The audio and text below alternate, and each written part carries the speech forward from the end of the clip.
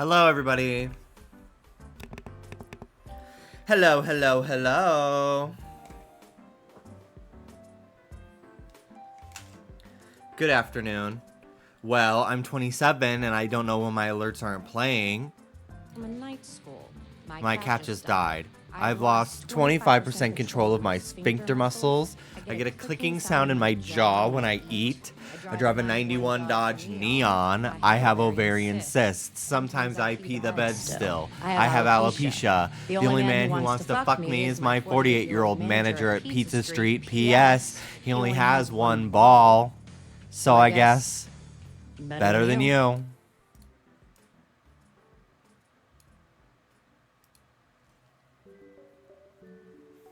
Hello. Topher, thank you very much for the tier 2 resub for 30 months. The public Totodile hate after this morning is disgusting. Who the fuck hates Totodile? As a Chikorita fan, as a Tepig fan, I have long known that there are haters of both of them, and I have come to accept that my faves are just not appreciated by the general public with their lack of taste, but I have absolutely been baffled at the amount of people who dunking on Totodile as well. Like, I thought Totodile was one of those ones that's like, everybody loves him. That's crazy to me.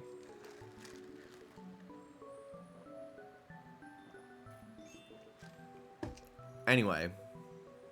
Hello, everybody. Hey, Edward. Where the hell have you been, Loca?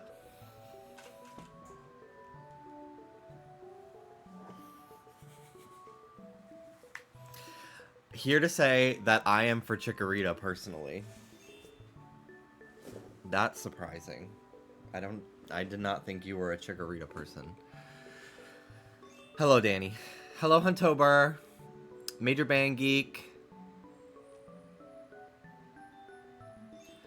Hello, hello. I like all the starters. Me too. Me too. This is like really crazy to me. I think I'm gonna pick Chikorita because like that's my girl. But like Tepig and Totodile, I love them. I love them. Tepig is my favorite Gen 5 starter. Did you know Alex hates Chikorita? I do. Ugly ass, boring little thing. Bad little girl. What the hell was RuPaul and Michelle said that this week on Drag Race, and I was like, is that a reference to something that I've seen? Like, I've heard that before. Maybe it's just a reference to another RuPaul thing that she said. I don't know. But I was like, why do I know that? The only thing is that it's 2 Johtos. I like that it's I like that it's 2 from the same region, because it just like completely like breaks the whole like Game Freak is definitely gonna do like the rules that Pokemon fans have imposed on this franchise based off of one instance. You know what I mean? So I think I enjoy it for that reason, but it feels like lopsided. I don't know why. It just feels so like, oh, and whoa, Johto and Tepig's here. But I don't care. Like, it is what it is. It's cool. I kind of feel like Cyndaquil is a little mid. Quilava, that's my bitch. That is my bitch. Cyndaquil, Cyndaquil's cool. Cyndaquil is very cute. I like Cyndaquil more as a sprite. I feel like in 3D, it just kind of looks lifeless to me. Maybe because for the longest time, it didn't have the fire going on its back. But like Cyndaquil in Heart Gold Soul Silver, mwah. I was a big Cyndaquil kid. I think as a kid, my favorite was Cyndaquil for sure. I really liked them all. Where's my Cyndaquil?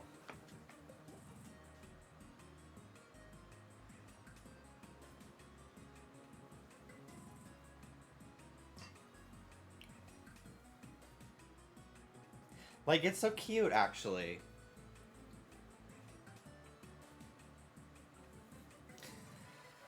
So yeah, this is a tough choice for me, but I think I'm committing to Chikorita. I think I'm committing to Chikorita. Love her. Do you have Golisopod? Yes, we do. It's in the living room, I think. We have a big Golisopod. Yeah, I think it's in the living room. Your shorts are so shiny today. I know, they're like satin or like silk or something. They're workout shorts, but they're so like funky. Hi, Rooney. Hi, Rooney. Rooney and Sony. Rooney and Sony. Hi. Hi, guys. Hello. Hello. Hello. Hi. Hello. Hi, guys. Hi, my babies. Hi, my babies. Hello. Hello. Oh, my gosh. Hello. Hello.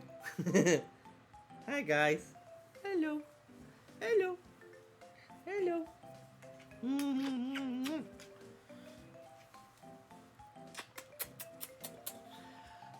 Go in 96. Thank you for the 56-month resub. Mr. Puff, thank you for the 2-month resub. Alan, thank you for the 105-month resub. Do you have a Mayhem track claimed? I think I'm gonna like Zombie Boy. I don't know why. I just feel that in my bones. Hi. Hello. Oh, my girl. Oh, I love you. I love you, Ruby. I love you. Mwah. My baby. My baby.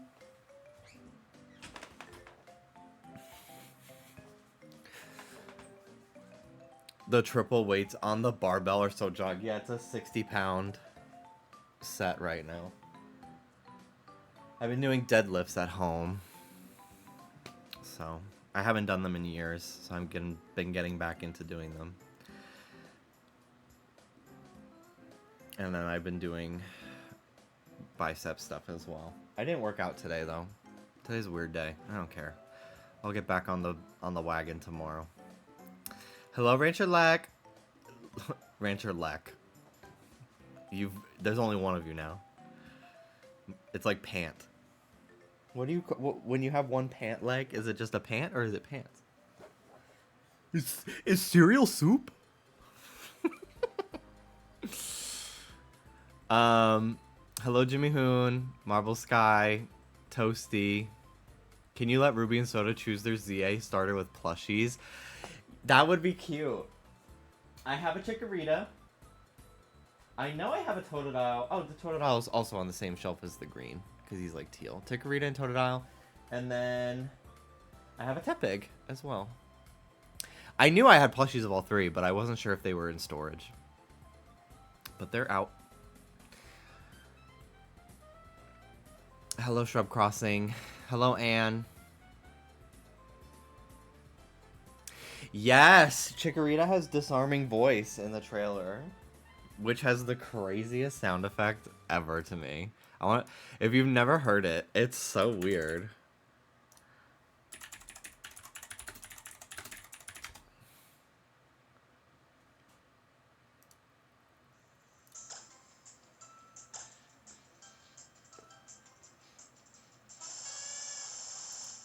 It's like a saxophone. It's so weird.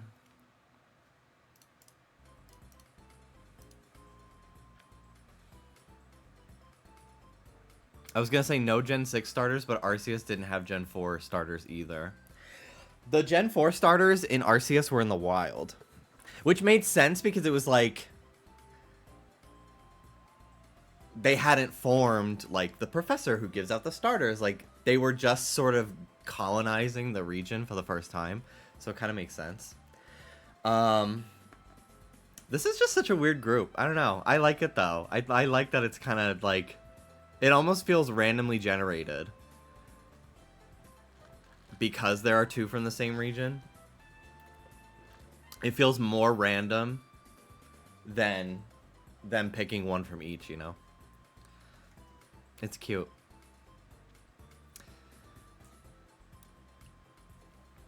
Hi, Rooney. Hello.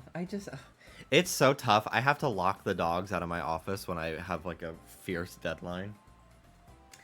Because I just like I can't not pet them. I can't not sit on the floor and like play with them. Like they're so absolutely distractingly cute. Butt rub, butt rub, butt rub. Hi, Ruby. Ruby. My Ruby. Her tail's going. She love it. She love it. Oh, you love it. Hi. Hi, baby. Hello, Damien, Toadley, Antonio, Rattan. There's one thing Pokemon fans love to do, it's make up rules that don't actually exist. I think that the precedent... Let's start doing resets while we talk, because they take a while. I think the precedent that this Pokemon Presents sets for the fan base has kind of been overlooked.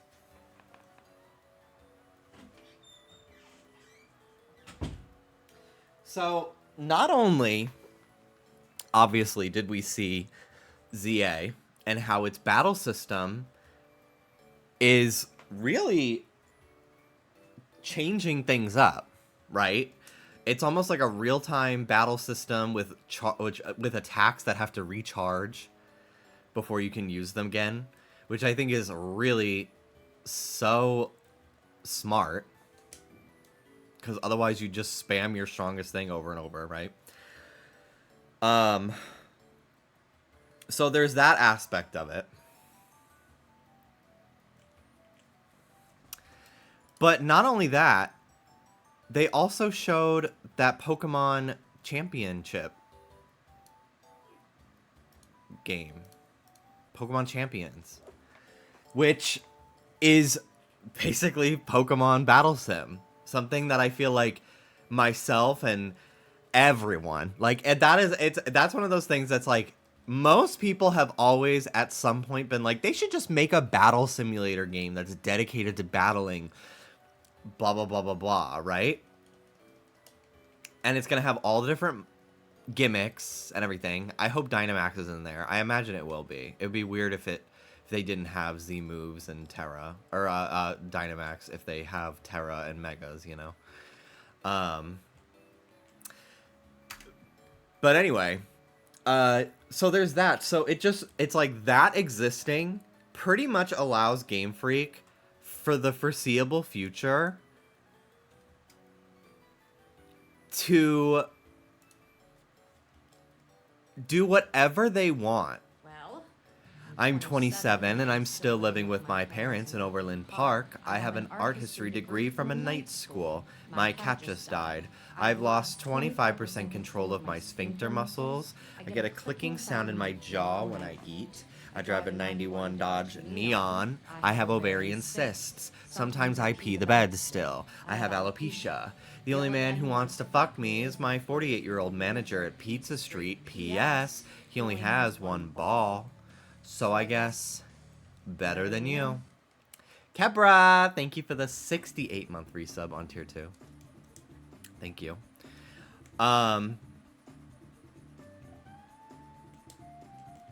Switch that out.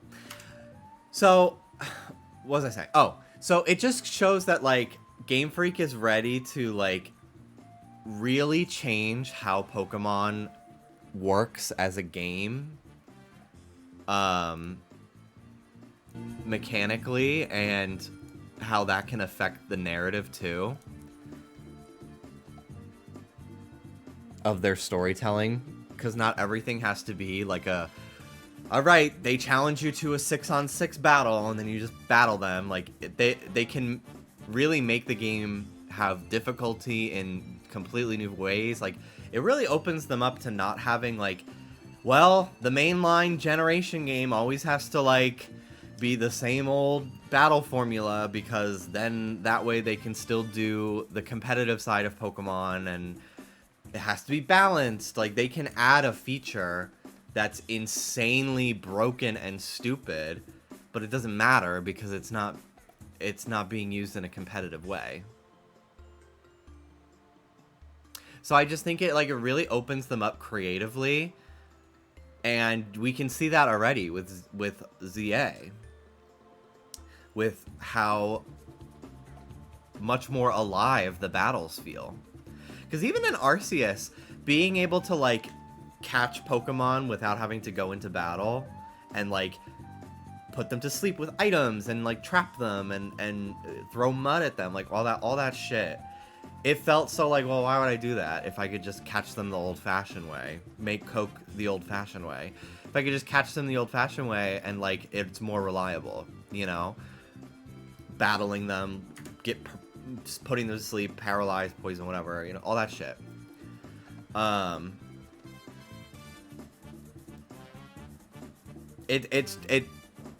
It's cool. It like gives more of a reason for the gameplay to be more interesting. And I think Pokemon, for a long time, I was kind of like, I don't want them to change Pokemon into something that it's not. But I've kind of been like, I don't care anymore. I just want the games to feel fresh and exciting. And if this is what it takes for the developers to feel excited about what they're doing, by all means, go ahead and do it. Jimmy, I caught 11 legendaries with the timed raid research glitch yesterday on Pokemon Go. Oh, is that why I also had that many? I was like, why the fuck do I have all of these to collect? I did like 2 raids over the course of like... My dad just sent me a picture of him skiing in Utah. Greetings from Utah. It's beautiful here.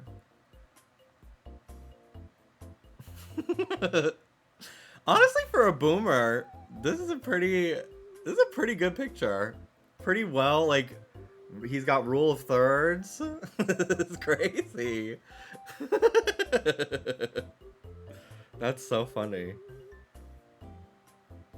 Literally, like, I assume like every boomer picture is like they take it like this, but he's like, that's so funny. My dad and I don't talk. My family, we're kind of like, we talk when we remember we exist. Like, and I don't take it personally because I'm the same way. Like, we all have undiagnosed, well, mine's been diagnosed, but my dad and my sister, we all have ADHD and varying levels of neurodivergence, I feel. If the person is not right in front of us, we don't remember to text them. So last time I talked to my dad was literally Christmas morning, and I'm fine with that. I feel like I broke the cartilage in my ear or something. There's like a bump that feels like it's my cartilage, and I have one of those over here too. Have you been diagnosed by a real doctor? Yes, on TikTok. Just kidding. My psychiatrist.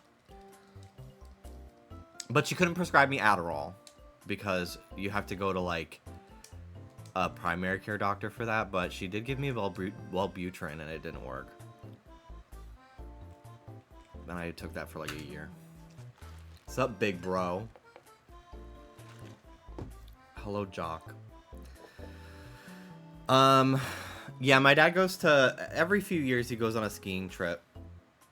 I feel like he hadn't gone in a few years because of COVID and stuff, but as long as I've known him, as long as I've known my father since birth, my dad would always go to Utah to ski around this time with his friends.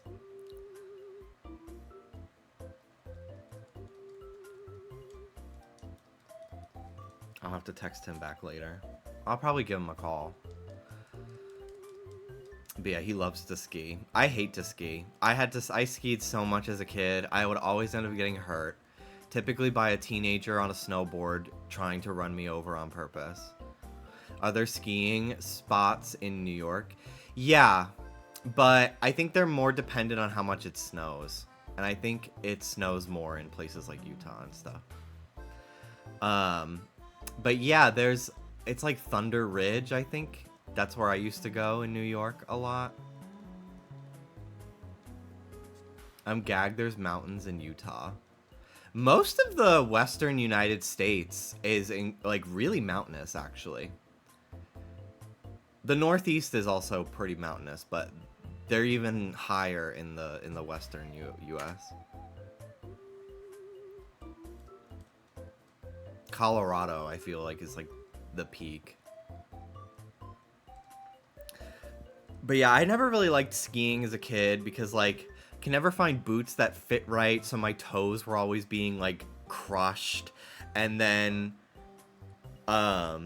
snow would get into them, and then like my feet are like wet and cold, and like my toes are being fucking squeezed, and it just like it was a very unpleasant sensory experience for me. But I also was like I was pretty okay at skiing. Like I knew how to stop, I knew how to turn, blah blah blah, just because my dad taught me. But I didn't like it. But I actually think I would enjoy snowboarding if I were to ever give it a shot. But I like the cold, but I don't like being cold and then getting wet. And oftentimes you get wet from the snow when you're skiing if you like fall, or I don't know. Also, the ski lift stresses me out. I was talking about it with David the other day. Like the stress of like not knowing when, like getting off of it fast enough before it starts turning around. Like it's so stressful. I would go sledding. Sledding, tubing is so fun. There was this one place in Pennsylvania that we used to always go in the Pocono Mountains called Camelback. And in the summertime, it's like a water park, but in the wintertime, it's like a crazy ski resort. And that was where we used to go the most to go skiing, and then sometimes it would be Thunder Ridge, which I don't know if that's even either are open anymore. I have not gone since I was a single-digit age. But Camelback had like a tubing area, which was so cool. I loved going to the tubing. It was so fun. My favorite part of going skiing was going back to the lodge and having a pretzel and a hot chocolate. Camelback is still open. Cool! That's so cool. I loved Pennsylvania. I have such fond memories of going there. I went for tubing a couple weeks ago. That's so fun. I remember going to the Wayne County Fair as a kid and getting a Sonic the Hedgehog plushie there.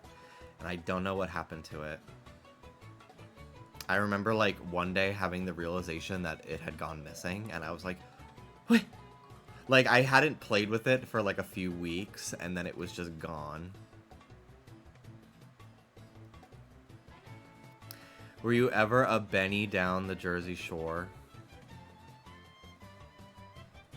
Were you ever a Benny down?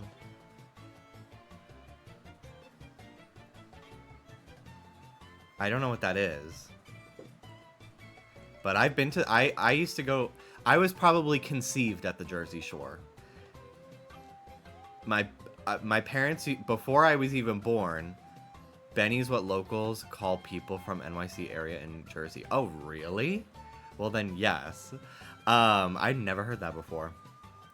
Actually, I have a... Now that you say it, there's an A&P. I don't know if it's still an A&P, but in, like, Ortley Beach, like, Lavalette Seaside area. That's where we used to always go.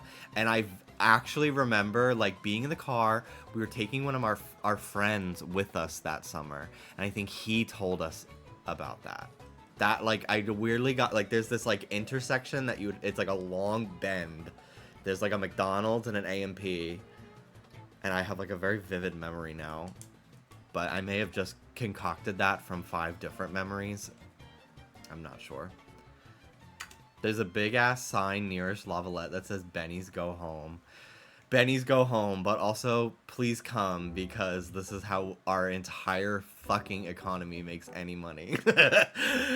Anyway, but yeah, so, my parents, since before I was even born, my mom and her friends had known each other since they were all in preschool. Like, they grew up in the Bronx together. They all went to school together. They've known each other forever. They call themselves the Schoolyard Girls. And they all like lived in the same area in the Bronx even when I was young. Some of them moved a little bit further up into like Canada and stuff, one of them, but they would all keep in touch, and they all like had kids around the same time. So a bunch of my friends are my mom's friends' kids, and we're all around the same age.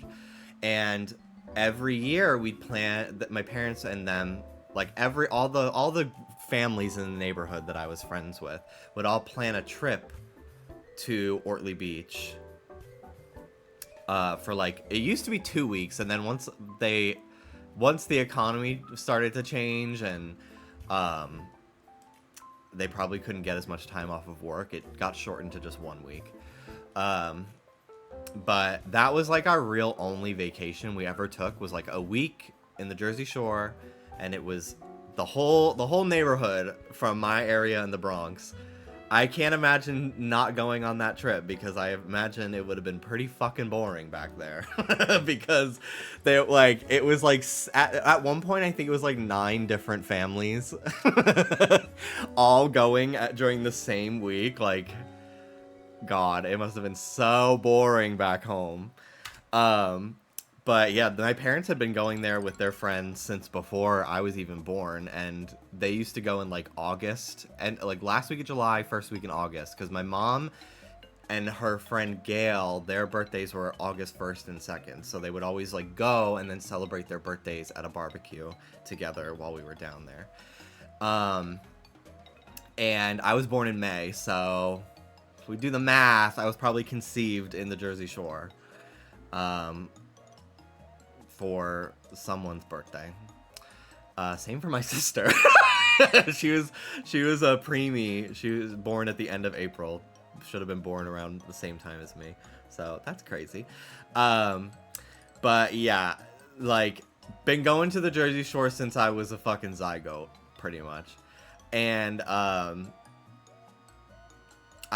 miss it so much. We went pretty much every year until I was a sophomore in high school. That was the last time we went, which was like it was the year Pokemon Black and White 2 came out, because I had it early in Japanese. So that was like 2013, I want to say. And some of my old YouTube, maybe 2012, I think it was 2012. And some of my old YouTube videos, I actually like filmed right when I got back. So I am tan. It's so funny. I'm gonna pull up a screenshot real quick. I think it's my red, blue, yellow review.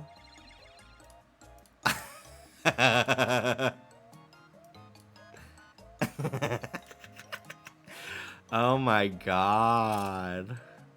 This is a 12-year-old video. Yeah, 2012. This is crazy.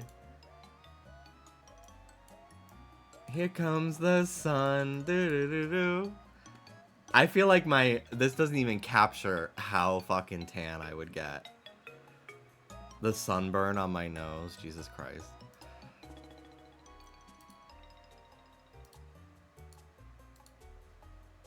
Anyway. That's pre-vitiligo on my face too. And that's probably the last time I got that tan ever. Because Hurricane Sandy happened that October and like practically wiped the entire town of Ortley Beach, where we used to go, off the map. Like, it was a devastation. Seaside Heights, we used to go to Ortley Beach, like the beach. We used to stay in Lavalette, and then we would drive to Seaside Heights for the boardwalk, because they're all like really close to each other, all like same. It's like probably like a 15 block like group of towns. And I remember there's this place, it's like a mini golf / arcade called Barnacle Bills. And we used to call it B Squared, because we were middle schoolers trying to make something cool. And they had Crazy Taxi there and a claw machine with Angry Birds plushies. And I've seen, and we went there before like the Jersey Shore show, right? And then I remember they would be filming the Jersey Shore show during our trip. And I've been to the Shore store while they were filming. I think my dad had to sign a release form for me. I saw somebody. The security was blocking Mike the Situation as he walked down the boardwalk, and somebody screamed to him that he was a faggot. And then I remember I was watching Snooki play a claw machine, and it was me and my sister and one of our friends, I think, and it was Snooki and Dina, and they were playing a claw machine, and we're like staring into the glass while they're playing at one of the arcades. They did not use it in the show, trust me. We looked. It was just probably B-roll they never used because nothing interesting happened. But I remember being like, oh my god, we're gonna be on TV.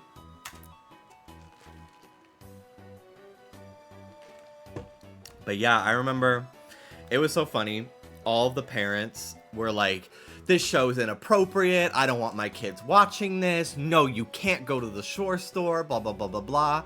And then the one parent, my mom's friend Kathy, who is just a hoot, was just like, let's go. I want to see Paulie. He's my man. Maybe he'll want to date me. And her husband was like right there.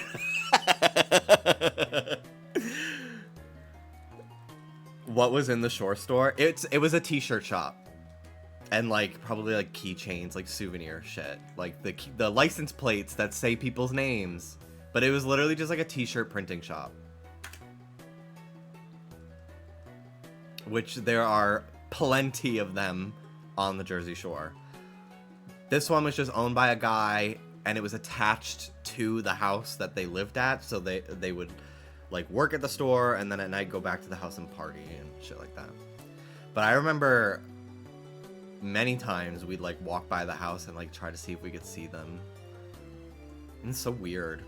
It was like such a brush of like, this is Hollywood in such close proximity to me. Speaking of Hollywood, speaking of fame, today we were driving to Dunkin' Donuts, and behind us for quite a while was Alex Wolff from Naked Brothers Band and Hereditary. And he was texting while driving. Quite a bit, but I think it was only at the stoplights. So, but yeah, Dallas was like, Nat Wolff is behind us, and I turned around and I couldn't really, I didn't want to be like too obvious, and I like didn't get a good look. I was like, no. He was like, oh, is it the brother Alex Wolff? And I turned around again, and I like stared for a minute, and then he looked up, and I was like, I was like, yeah, it's him. It's absolutely him. I'm not going to say what car he was driving, but I was impressed at how, like, non-bougie it was. Like, if it was, like, a Cybertruck, I would have rolled my eyes. But it was, like, a very, like, normal car. I was like, okay, relatable. Okay, down to earth. It was nice, but it wasn't, like, bouge, bouge, bouge, you know? Like, obnoxious celebrity. Is that your first celeb spotting? I think so. Here in LA, at least. I've seen more celebrities in New York than LA, for sure. But New York is also such a smaller, like, circumference, smaller area, so it kind of makes sense. But yeah, Dallas saw Queen of Melrose getting into her car. I did not. I was not looking fast enough. But yeah, I think so. I can't think of anyone else that we've seen. Dallas might remember.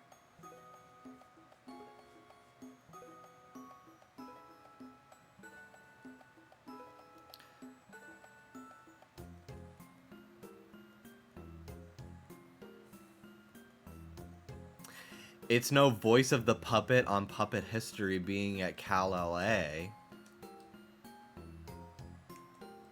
I don't know if I know that channel. I've seen a lot of YouTubers. We saw Jack's Films at the Ren Fair.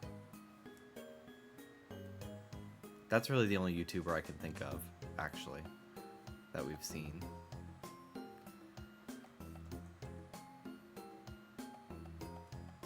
He's better known as the BuzzFeed Ghost Man. Oh.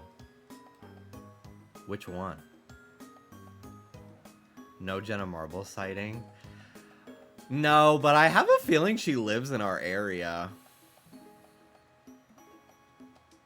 Because there are a lot of YouTubers that live in my area. I'm not going to say who to not dox myself. But I have been told by Oscar from Just Trish. He's like, be on the lookout. These YouTubers live near you. And I was just like, oh my god, I gotta get the boots on the ground statement for the podcast. I wonder if she'll ever make a comeback to the internet. Yeah, I wonder too. I kind of respect that she's like offline, because the more I'm so lucky that I still derive a lot of like fun and enjoyment from the internet through like Twitch, but I have absolutely like reeled in how online I am in terms of like how much of myself I put out there, just because it's just the internet is so different now that it was even like 5 years ago, that I don't, it's just such a more like hostile, like algorithm poisoned place that I don't necessarily feel as excited to take part in it as I used to. My tweet, I've been viral this month, and I don't really know why, because I thought I was shadow banned on my Jimmy Wetzel account, because I don't ever tweet on there, because it will literally get like 8 likes, and I would tweet the same thing on my alt, my Jimby Vivo, which has like 2% of the followers I have on Jimmy Wetzel, and I'll get more engagement. So I don't really understand what the deal is, but I had my tweet about the Rowlet versus Groudon being me. And then I tweeted about Chikorita today, and it has 53,000 likes. Like, why? I mean, cool, but like, okay. If this was me like 6 years ago, 2017 to 2019, 2020, I was a tweeting diva. I was always on like, I had so many viral hits, for sure, but I just don't care anymore. The idea of like a tweet of mine popping off actually kind of stresses me out nowadays, because people get so fucking mean. So I don't really like to go viral for anything that isn't like a perfectly like people dunking on me for liking Chikorita. Like I don't take that personally. Like I don't care. I don't care. It doesn't hurt my feelings. But like, I don't know, if I were to post something of like my art or like a selfie, I would definitely not want to go crazy viral like that. It's scary. But yeah, I remember even like within like 10 minutes of posting it, it already had 3,000 likes, and I was like, what the fuck? I think because like the announcement had just happened, and like I think it also, it's because it had the word Chikorita in it, and I'm sure people were like, I think Chikorita was trending because of how many people were gagged that Chikorita was one of the choices. So I think that just was like, that's why it got picked up. But how did it feel when Pokemon tweeted your Rowlet meme? It was pretty cool, honestly. It's not the first time that they've referenced it. They've referenced it a few times on the one of the TCG like side accounts that are also official.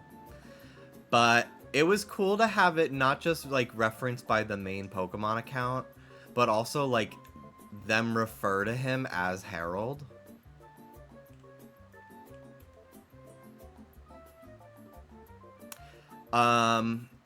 Would love if Pokemon actually wanted to work with me in any capacity. Nintendo has. Nintendo only stopped working with me because I told them I don't make YouTube videos anymore, so please stop sending me free games. Because I feel bad that I'm not streaming them. Because I don't do that. Because it was when I was depressed and my computer was broken. It was like right before Mario Odyssey came out. I was like, don't send me this. I don't feel comfortable receiving it and not covering it. So Nintendo was always cool to work with me. Sometimes more than other people that had even more following than me. I don't know what made them select me. Because I was one of the earlier people that, like, when Nintendo first started branching out and working with, like, YouTubers, I was kind of in the first wave of that, I feel. I got Smash on Wii U. That was the first game I ever got from them, which is a crazy one. And that was, like, what, 2014? 2015? Probably 14. But I was, like, pretty early on in that. There were some people that worked at Nintendo that just liked me, I think. Which was really cool. And then when they left Nintendo, I noticed myself getting less. I was, like, not posting as often, but I also did notice myself, like, getting less and less opportunities to work with them because my connections all, like, went to different places. So I was like, you know what? I'm not even making YouTube videos anymore. Like, I don't feel comfortable receiving free stuff and then not covering it. Even though it literally would oftentimes just be a download code, which costs them nothing to give me. But I just felt weird about it, so I told them, I was like, hey, you don't need to send me stuff anymore. I don't really do this anymore, so give them to somebody else. But yeah, I got to be on Nintendo Minute, and I got to... They did not pay... I don't think they paid me to be on Nintendo Minute. But they paid for my flight and my hotel, and I thought they were just going to give me, like, a free copy of Breath of the Wild on Wii U, because, like, I got an email saying that. It was like, you're getting a copy of Breath of the Wild. I was like, oh, they're not going to send me a Switch, right? Like, they're just going to send me Breath of the Wild on Wii U or something like that. And then as I was flying home, I was, like, rereading the email, and they were like, it's not only Breath of the Wild for the Switch, but you're also getting a Switch for free. I was like, oh, gag, okay, that's crazy. So I got my Switch a week early, and Breath of the Wild, I got to beat Breath of the Wild without any possible help from the internet. No spoilers. It was very cool. It's one of the most privileged experiences I've ever had in my entire life, and yeah, I'm like, that to me is like, I got some pretty cool shit that I've done in my life. It was so fun. I got Sun and Moon early as well. That was gaggy because Pokemon was very, like, tight-lipped with, like, giving out review copies. So the fact that they gave them to YouTubers was crazy, and the fact that I got one was also crazy. And I got that like a week in advance. And it was the day after the election that my copy arrived. And I remember just being, like, so depressed I couldn't even get out of bed, and I didn't want to be on social media and depressed because Trump had won. And my copies came in the mail, and I might have even said in my email, because they were like, hi, did your games arrive safely? Like, just want to make sure they didn't get lost in the mail. And I was just like, yes, and I needed these more than you could possibly imagine right now. It was so, I literally would, like, I wouldn't, because I didn't want to get spoiled, because the games had been leaking. So I was, like, trying not to look at social media to not get spoiled on the story for Sun and Moon. But I also, like, didn't want to see shit about Trump, because I was like, I can't do this for, like, at least 2 weeks, and then I will, like, start being chronically online and doom scroll. So it was nice to, like, literally just sit at my 3DS for 10 days, for 10 hours a day, and then go to bed, and then wake up and play more. It was cool. I had no idea how to evolve my Crab Brawler. because there was no tutorials online on how to do it because the game was not out yet. So I played through the entire game with a crab brawler, and then like when I was on my way to the Pokemon League, it randomly evolved at like level 63, and I was just like, what the fuck is happening? Somehow I managed to figure out how to evolve my Marowak, my Alolan Marowak as well. That team was cool. I had Rowlet, Lycanroc, Starmie, Alolan Marowak, Crab Brawler, and something else. I don't remember that last one.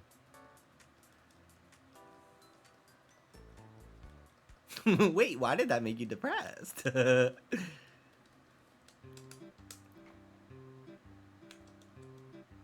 Oh, Alolan Raichu. That was the last one on my team. Were you gagged when Nebby became Solgaleo? Yeah, I was. I was gagged by Mother Beast, too.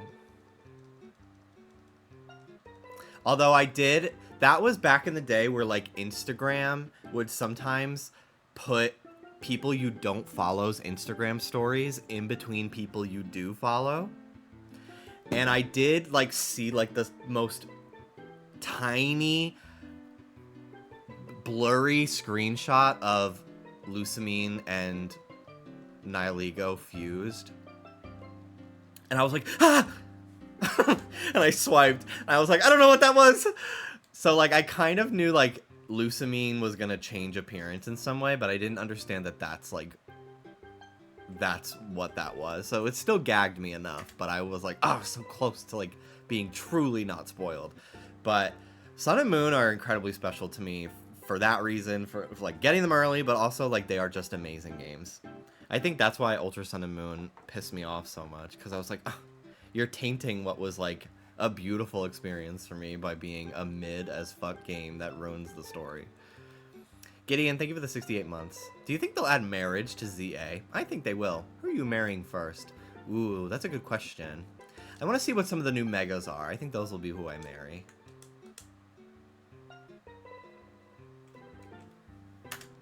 My Nebby became Lunala, which I think is a better fit visually. Ultra Sun and Moon is literally better than Sun and Moon by miles. I wholeheartedly disagree. Ultra Sun and Moon feels like a bad ROM hack of the original Sun and Moon, where none of the characters' motivations and actions make sense because the plot is different. I don't feel like boring my regular audience with my 50,000th reiteration of my hatred for Ultra Sun and Moon. But Ultra Sun and Moon completely ruined one of the best villains they've ever had in Lusamine. Completely ruins her entire character. It's horrible.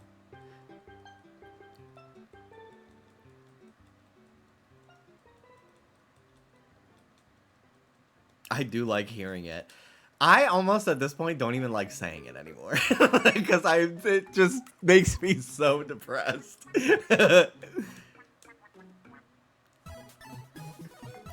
Zepchan, thank you for the 54 months.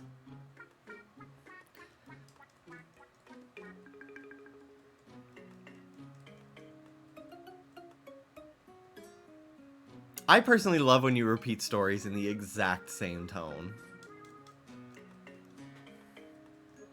How we feeling out there tonight? We're good, we're good. Hi, Hannah. Who are you picking in ZA? This time last year, Pokemon Day last year, I was kind of being a negative little bitch about Pokemon Day. And Dallas was, like, incredibly excited. And now it's the reverse. Dallas was really underwhelmed today by the ZA showcase, and I'm like, Pokemon is so back. But I think I am so gagged because I truly was like, it's gonna be ugly as fuck, it's gonna run at 10 FPS. I say all this and I'm like, Pokemon does not want to work with me. I wonder why. I only critique out of just complete and utter love of this franchise. Like this fucking franchise means so much to me. Like I just want it to be the best the best that you can be. Do do do do do do. But yeah, I was like, it's gonna be.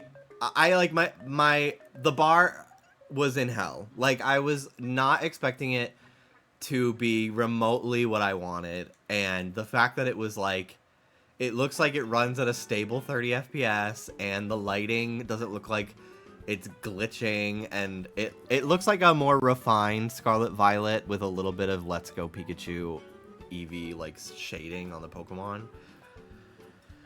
I was like, okay. And like the gameplay changes look pretty cool. So, I'm actually pretty excited personally. But I also am like, I think I would have liked to see a little bit more. I would have liked to see like a new Mega or like a new regional or something. In that regard. Concerned at the lack of like ride Pokemon. It looks like you're just gonna like teleport onto the rooftops instead of being able to climb the buildings on a Pokemon's back, or like you fly from roof to roof and you don't need like a bird Pokemon. I do think it's a little bit underwhelming visually because it looks so much like Scarlet Violet, but it looks better than Scarlet Violet for sure. Like I'm not gonna remotely say that they're on the same level of quality. But yeah, I was hoping it would be a little bit more visually distinct because Arceus was so beautiful.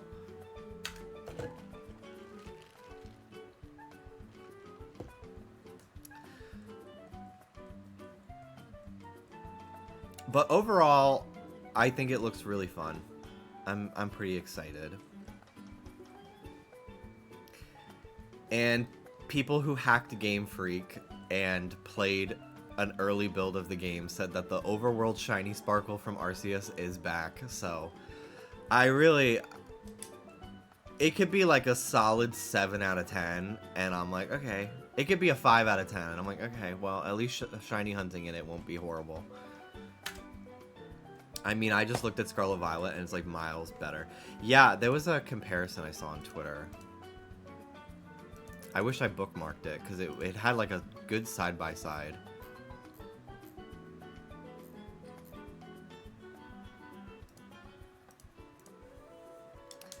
But yeah, I think the gags, I think their mindset was like, we don't need to show a new Mega. We don't need to show a new regional because the gags of the presentation are the gameplay reveal, all the characters, the starters, and the new battle mechanics. But I am concerned.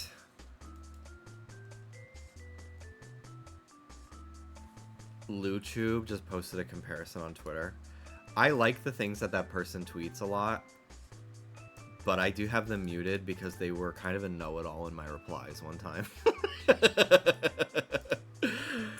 And I found them obnoxious in that moment, but I also think that they post really cool things 99% of the time. So I don't really care. I'm like, whatever, it's not that deep. Oh, this is literally what I was looking at, but somebody else had posted it.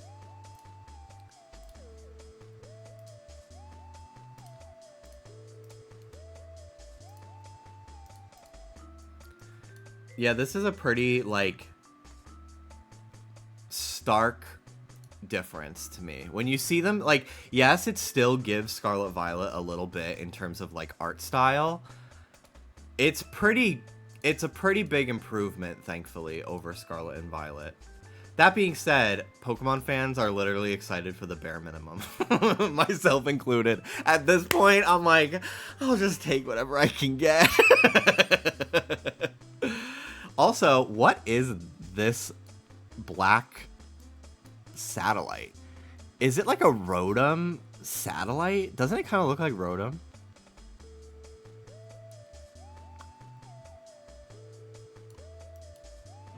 I thought Scatterbug as well, but the more I looked at the eyes, it looked more like Rotom.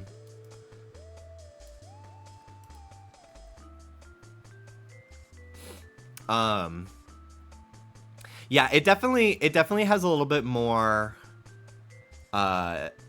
Sword and Shield to it than Scarlet and Violet, or than Scarlet and Violet did. It definitely looks like a kind of a mix of every Pokemon game on Switch all in one visually. I actually really like it. And all the gameplay that they showed, I mean, they can be very picky about what they do show, but it looked like it was running at a stable frame rate.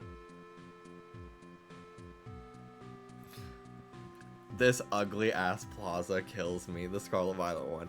It's actually so bafflingly ugly. Like, the lighting doesn't make any sense at all either. Like, it's so weird. And like, literally, I think the most egregious part of Scarlet and Violet is how like the lighting, like shadows will like clip in and out. Like mountains will just like disappear and like it's like strobing almost. It's so ugly. Yeah, I think ZA looks a lot better by a long shot. I definitely think that Pokemon should lean more in the like Genshin Impact route in terms of its art style. I think that they should focus more on like cell shading and like vibrancy, but like even just I will say ZA does look a lot more vibrant than Scarlet and Violet. Scarlet Violet, like the Pokemon especially, were like so understated in terms of like their colors, and just like seeing the starters in ZA alone, I was like, oh, it's like they slid the saturation slider up.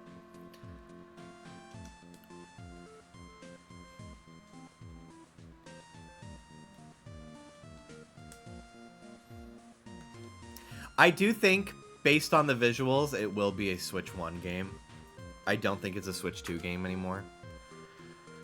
Because there were a couple screenshots of like grass and rocks.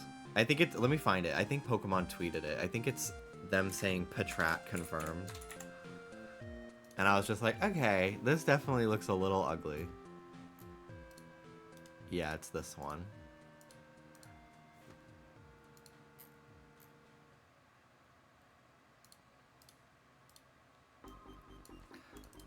Like, yeah, that's Switch 1. That is a Switch 1 rock. That is a Switch 1 grass texture. Those are Switch 1 trees. But it doesn't look bad. Like, it doesn't look horrendous like Scarlet Violet did. This grass looks like it's, like, photoshopped onto the screen a little bit. It doesn't actually look like it's in the environment. But I just think that, like, doing, like, these realistic textures is such a bad idea because it will only age the game visually even more so than it already looks.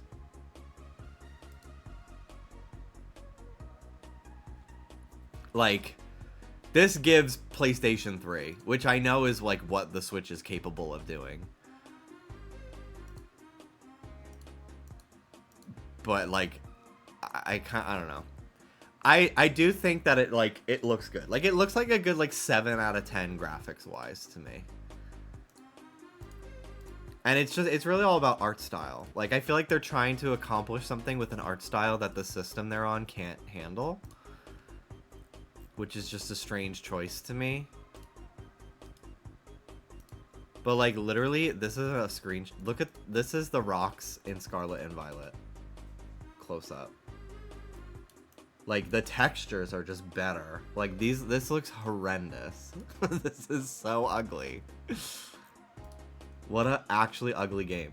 And, like, the Pokemon are just so washed out in Scarlet and Violet, too. Like, color-wise. Like, look at how bland Smoliv looks. Look at how bland Poliwag looks.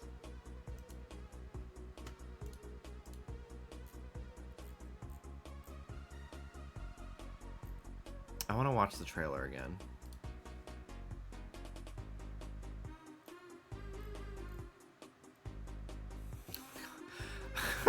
I forgot a podcast episode went up today. And I was like, oh my god, like, did I forget to edit?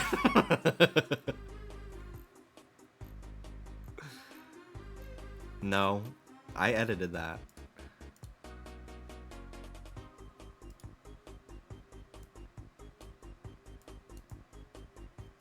What is up with my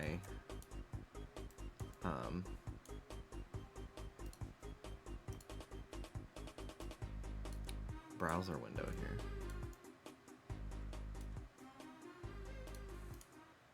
Are you excited for ZA? I am. I also really like the outfits for the trainers. They give very like actual clothes that people in real life can wear. Like if you were like, design a Pokemon trainer, this is what I would come up with. This is, I feel like, what most people would come up with. Like, they've got a nice jacket that's big, and it's so cool. The hats, they will be changed. For sure. There's no way I'm wearing that shit. I think my concerns now are, how many of these buildings will we actually be able to enter? Is it going to be like Scarlet and Violet, where none of the buildings can be explored and there is like no NPCs to talk to? Yes, I have seen. I also, I think I might have said it in the moment that they kind of, especially the boy, definitely gives Sycamore relative vibes. Could be his child. I do like the idea that he hooked up with the X and Y character's mom, because she was like, is it a love letter, when she was first getting that letter from him. So this is this clothing boutique promenade. Oh, interesting. It's not 1, 2, 3, 4, 5, 6, 7, 8, 9. It's not like a bunch of individual shops. It looks like it's like 3 shops with four stores with like with multiple windows. So like this is all one store. So I actually think maybe you'll be able to go inside. In Scarlet and Violet, literally all you could do was like you walk in and a menu pops up, and I fear that it will be similar, but because I thought there were literally like 9 stores all next to each other, you could shop at 5 or 6 stores, or maybe just one. But I can see us, since it's like 4 stores, 5 stores, I could see maybe each one having an individual. This is probably like a hair salon, maybe, since it's so small. I don't know.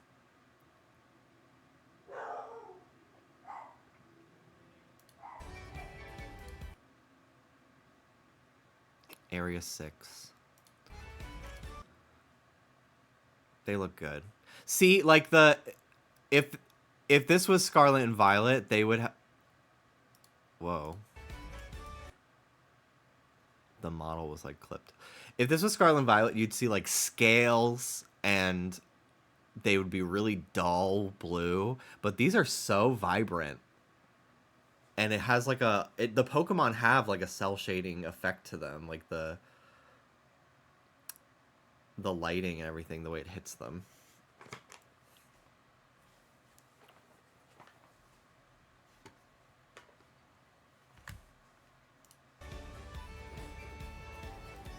This looks terrible. There's just something about dirt in Pokemon that they just cannot get right. This looks like shit, but that's okay. You know, whatever. There they are. They look really good.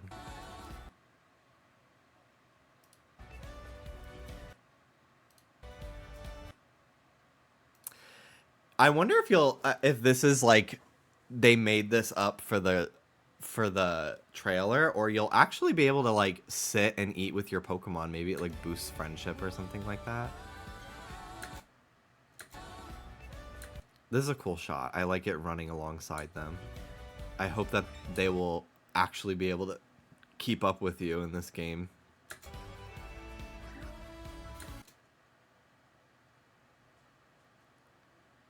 See, this is just so cute to me.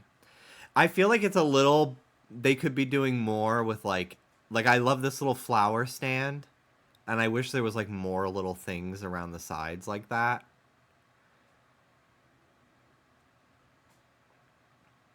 But this... It's very cute. And I feel like, since the whole point of this game is to, like, redesign Lumiose and, like... I feel like the game... A lot of the areas do look very similar to each other, and like the parts of the city, and I feel like the point is like throughout the game they will start to look more visually different. You know what I mean? Like I feel like this is area 1, so I feel like it'll probably stay pretty similar, but like I feel like as the game progresses, like maybe there will be more trees and like vines going up the building, you know? I could see different Pokemon appearing based on like you can almost like the Safari Zone in Heart Gold. You can place different items to attract different Pokemon.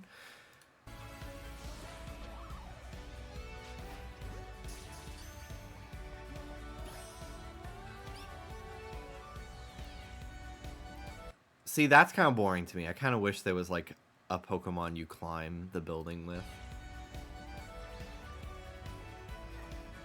But Kalos is a very high-tech place, so I guess it kind of makes sense. This is lame to me. I was hoping like you would fly on a Pokemon, but it's just your fucking phone, which I hate. That fucking bird that I hate. That fucking phone that I hate. That fucking phone that I hate. Like, this is pretty. This reminds me of the beginning of the Latios movie. No, the Celebi movie. Where Ash is fighting a Croconaw on, like, a city street. Like, this is really pretty. This little, like, area. This little promenade. And I do like how, like, lively the battles feel. Like, I feel like even, like, a simple trainer battle will feel kind of like a tough fight. Like, you really have to plan your movements and stuff. It's very cool. God, I don't know who I want to pick. It's so tough. I love them all. I am pretty set on Chikorita, but like I just love Totodile and I love Tepig. It's so tough.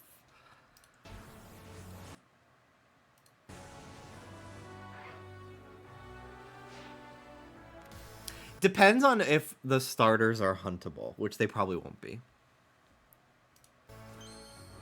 At least like soft reset, you know what I mean? Like obviously they'll probably at some point be in the wild.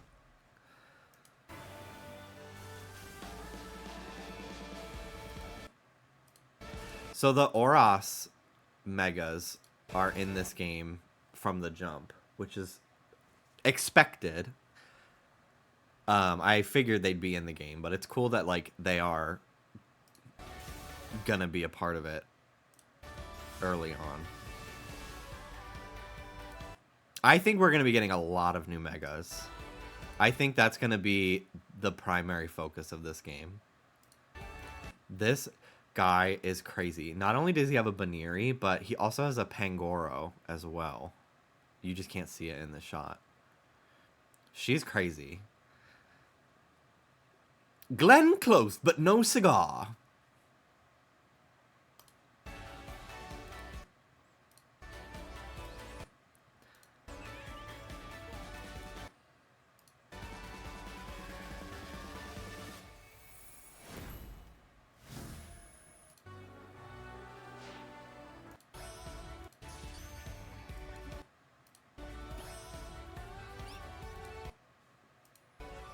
Has Zygarde always been a dog?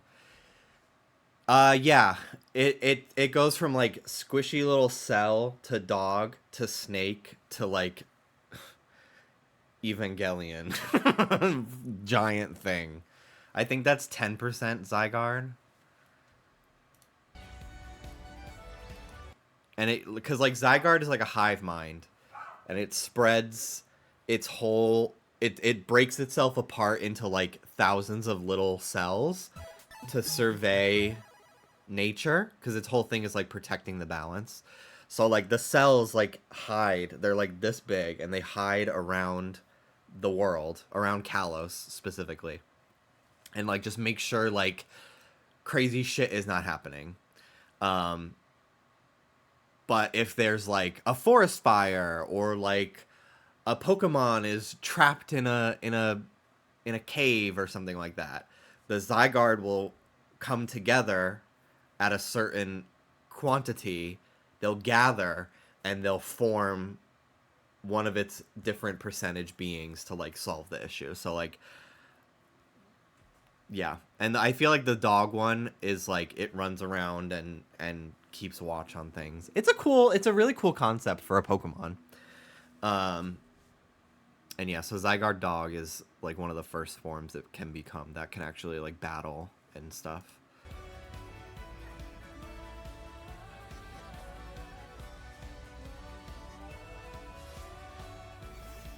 I just love the green outfits.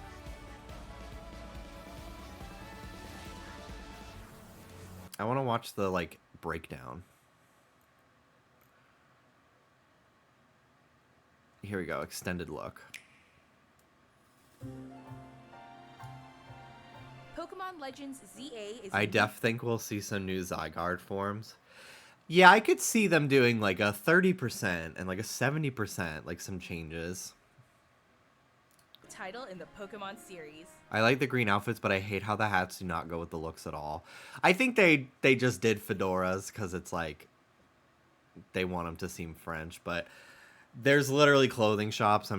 I don't really care how the Pokemon characters' designs look anymore, unless it's Scarlet Violet where you can like not change the clothes. But like the customization at this point, I'm like, if I don't like a certain detail, I'll just change it. The story takes place in Lumio City, the largest city in the Kalos region. Prism Tower... The fact that they pronounced it Kalos, I was like, who are you? What is this revisionist history? What the fuck do you mean Kalos? That's not how you pronounce it. That's not how you pronounced it in the show. It's almost like these are made up words and it doesn't matter. region. Prism Tower stands tall at the center of this... I just think it's so funny how many people were like, even after this trailer, they're like, so I think it's safe to assume this is not in the past, right? Yeah. Like, AZ is in it and he runs a hotel and he's reunited with Floette. Like, what? Can we use our brain for more than 2 seconds, please? But yeah, I was always in the crowd that like it's at the very least going to be like modern or in the future, like, because Prism Tower's there. Prism Tower was made by Clement, a gym leader who's 10 years old. So if they were building it for the first time, it would have had to have been a year or so before X and Y came out, or he made it when he was a baby. Like, just it literally like it's always been right in front of us exactly when this game is going to take place, and people were just like, but Legends means it has to be in the past because it was like that only once before, and I've made up a bunch of rules for this franchise that I don't even make. Like, it's so stupid. I was watching a streamer who asked, so do y'all think it looks more like Scarlet Violet or Legends? IDK, I can't tell. That's crazy for you to just like subtweet Danny in my chat while he's here. That's so crazy. At the center of this city of beautiful vistas. Did you see somebody say they have the anti-homeless benches in Lumio City? That's so crazy. That's so crazy. They do.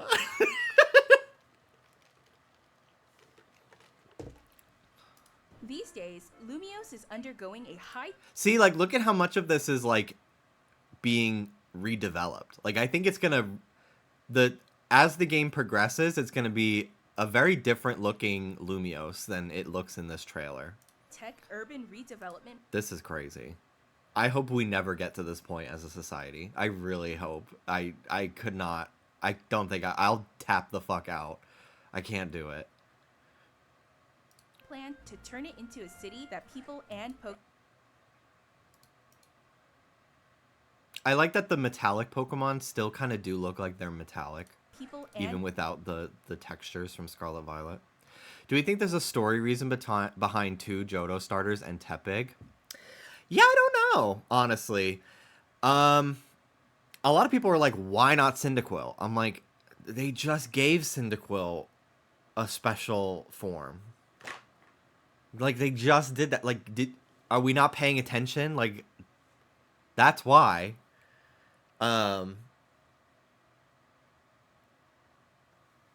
Anyway. Yeah, I don't know. It's very interesting to me.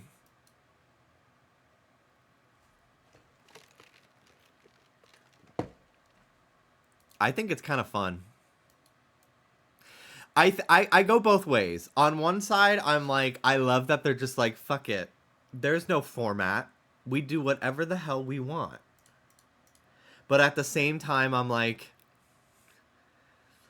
it like in my brain, it's like, it feels lopsided. It's so like stupid to me to see this trio with Tepig in it instead. But like, it does make the trio more colorful because Cyndaquil's mostly just like pale peach colored most of his body. So like, it's very like vibrant color wise to add Tepig there instead. I know they're not going to bring back Ghost Girl. There's literally like a 2D drawing and she's in it already. She's going to be in it. She's going to be in it.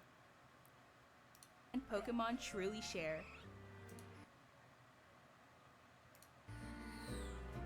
After you arrive in I want to look at all the clothes.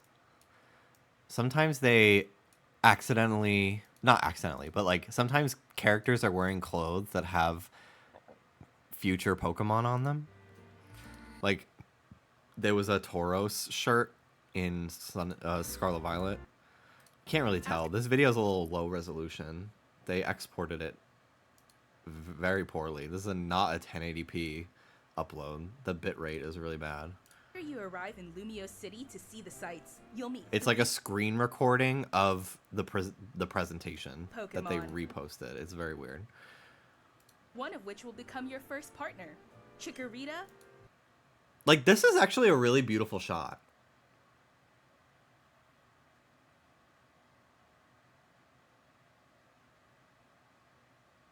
I think the game looks really good here. Tepig, Ah, my boy, he's so cute.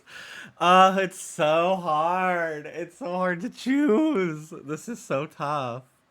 Do you think megas, forms, or both for the starters? I think it's gonna be megas because that's the whole gimmick of this region. I would prefer forms because they are more permanent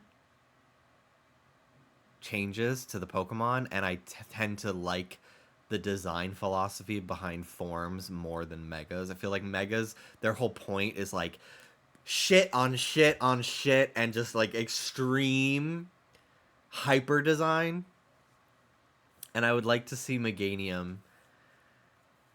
I feel like a mega would make more sense because I can't imagine a Meganium form that looks different that wouldn't just look like a Mega Evolution anyway.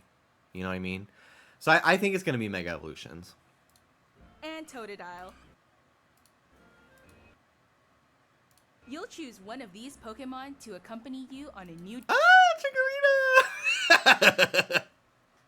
journey as you get to know Lumiose City. Yes, I did see Chikorita get Disarming Voice. and It gets a inhabitants. fairy move. Grass Fairy, Meganium. Like, literally, it's so, like, we are doing this for gay people. It's actually crazy. Rita, Tepig, and Totodile. You'll choose one of the. It's so tough. Like, I think I'm more torn between Chikorita and Tepig than I am Totodile. Not because I don't love Totodile. I do. And I especially love Croconaw. Croconaw's my favorite of the three. But I think I'm just more inclined to pick one of these two. It's so tough. These Pokemon to accompany you on a. If Totodile was Piplup instead, it would have been a no-brainer for me. I would have picked Piplup for sure. These Pokemon to accompany you on a. I think I'm Team Chikorita. I feel like I gotta be. Someone's gotta be. Honestly, 50,000 people agreed with me on my Chikorita tweet, so I feel like there's a lot of us out there. Yeah, I think I'll probably pick Chikorita. I just love her. I just love Pignite, especially. But, like, if I was going in, like, I love Chikorita, I love Tepig, I love Totodile. I love Bayleaf, I love Pignite, I love Croconaw. I love Meganium. Emboar's fine. Love for Alligator.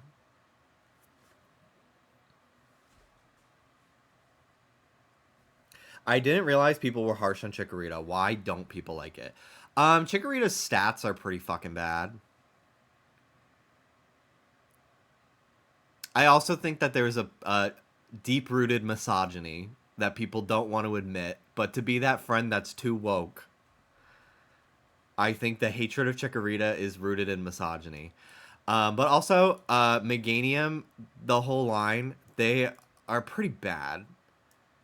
Their stats are pretty fucking bad. The Johto trio in general, I believe they don't have the best stats, but at least there's, like, ways that you can make Typhlosion and Feraligatr, like, viable, I think. Which is why a new form could fix her. Exactly. Pokemon to accompany you on a new journey as you get to know Lumio City and its inhabitants. Yeah, I think I'm picking Chikorita just because I need to fight for my girl. Plus, she matches my green jacket. Like, why would I not? Like, I look like a grass-type trainer. On a new journey as you get. I hope that I can get those big-ass pants for the boy. I don't mind the boy. I actually think both characters have really great designs this time, the boy and the girl. I hope the clothes are not gender-locked. Because I feel like I would like those shoes as well. I feel like the shoes probably won't be gender locked. I don't know if the accessories were in Scarlet and Violet, actually, now that I think about it. So maybe, like, the hats and the shoes will be gender neutral, which I'd be fine with. These are very cute shoes. No big-ass backpacks. Yeah, I hope that maybe there's an option for a backpack, because I do love a backpack. Anytime in real life I wear a backpack, I do feel like a Pokemon trainer. City and its inhabitants. But it looks like they're going the Arceus route, Here where are it's some like of the colorful a fanny characters pack. you'll encounter. When you arrive in Lumiose, you'll meet a new friend and ally, either Urbane or Tawny. I'm probably going to pick the boy just because I like to customize and self-insert as myself in Pokemon games. But especially if I pick the boy and my rival's a girl, she's cute. I would like to see her a lot, so. The hotel where you'll be staying is run by AZ. I love this fit. I just love the amount of green in this game. I feel like Pokemon games don't ever use the color green anymore. You'll also meet his partner, Floette. Lumiose. This diva. This fucking diva. Partner, Floette. Very Lumiose's brat bumping redevelopment that. is being managed by Quasar I've seen a lot of people say Artico Inc. she reminds people a lot of Cybold from the Elite Four of this game. But I also kind of get Colress vibes with, like, the crescent moons and, like, this logo. Like, it feels like Colress's vibe. But I imagine it's probably its own deal. Become acquainted. Not everything in Pokemon has to be connected to another character. But there's no doubt in my mind that she is evil. Like, she's a CEO, Like they've done this shit before. The logo does look really familiar. Yeah, it's weird. It kind of looks a lot like the Galaxy logo from Arceus, but also the Aether Foundation. Like it looks like a bunch of different Pokemon logos all in one. Um, but yeah, it's so obvious. Like she wants to redesign the city to, like, surveil people. I think, and control. With the company's CEO Jet and her secretary Vinny. He's so tall. Literally Slender Man. Collect my Zygarde cells. This is so crazy. This house. Ugh. This house is gorge. Yeah, so it looks like if you pick the boy, your rival's a girl. If you pick the girl, your rival's a boy. This gay-ass pose. Yeah, her secretary is hot. This facial hair is crazy, but he's hot. CEO Jet and her secretary Vinny. Yeah, they had to extend his pants because he's so tall. That's so funny. You're right. And his freaking back. He has a cane. This is a really cool design. Floette is like, I've had enough of this dude. I'm going with these young people. What is the logo on my back? The different people. Vinny. My back. I've already self-inserted. What is the logo on? Like, what is this? It looks like it says LGBT. Doesn't it? Doesn't it kind of look like it says LGBT? I keep thinking that. In, like, Pokemon language. The different people you meet will make your time in Lumiose all the richer. Look at them. They're so colorful.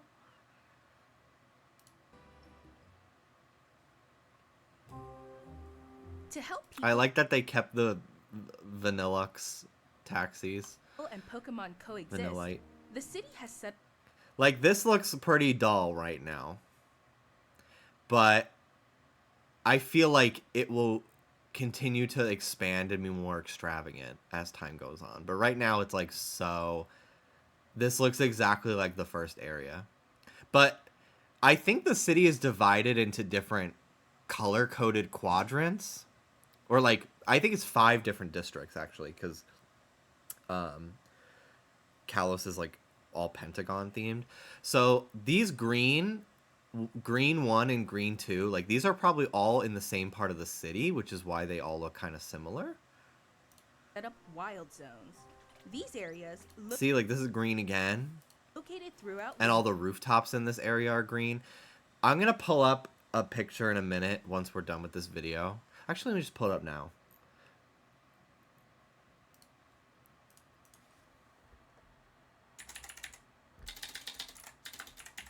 Let me just go to Twitter.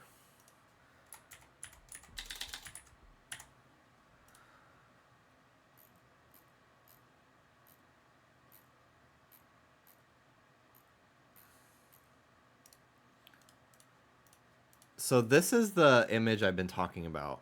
So, like, you see how the city is divided into, like, 5 parts. There's a pink part and a red part and a blue part and a green part and a yellow part. So I think most of what we've seen have been in the green part. And then there's this area with, like, different visuals a little bit. So I think there's palm trees in this one. So I think the biomes will start to look a little different once we're in different sections of the city. See, there's like a river here. But yeah, then there's like different areas. There's the ghost girl. This guy down here. This is like peak, you're a Pokemon trainer. If you had to like draw a Pokemon trainer, this is the outfit you'd give them. Like this jacket, the hat. I love this drawing with the furfrou. This is my favorite furfrou design. This is such a cool pose. This is a great picture. People are also theorizing underground areas. Oh, I could see that for sure, because Paris has the catacombs. And that could be so cool for like Zygarde, like it gets around the city through the catacombs and stuff. That'd be so sick. Cause look, hold on here. See here? Look, there's like a tunnel down here. There's an entrance to something below the streets.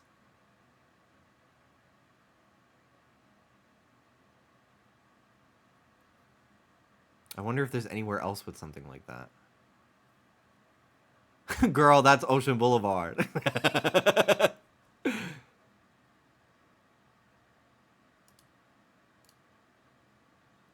I wonder where the plaza...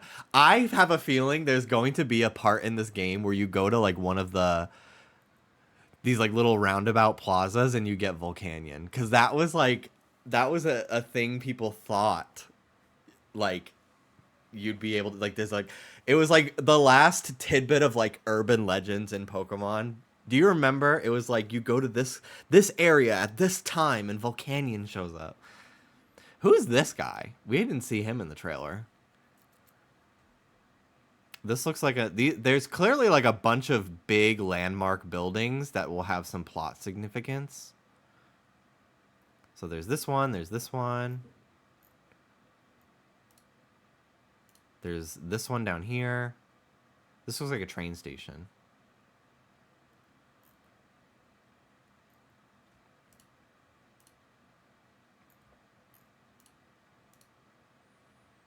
This is pretty important looking.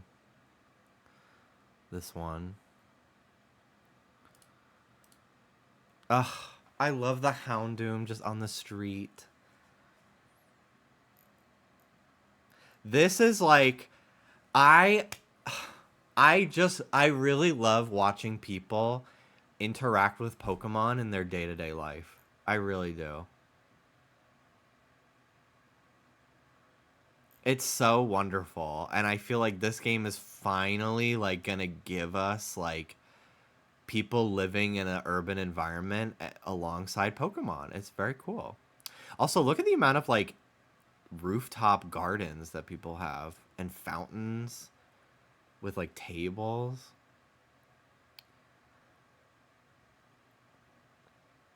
I have a feeling that'll only continue to expand as the game progresses.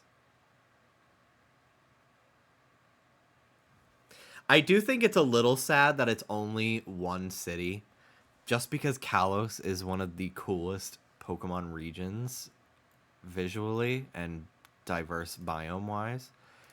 That being said, this looks enormous, so it's still very exciting. Give wild Pokemon habitats where they can thrive.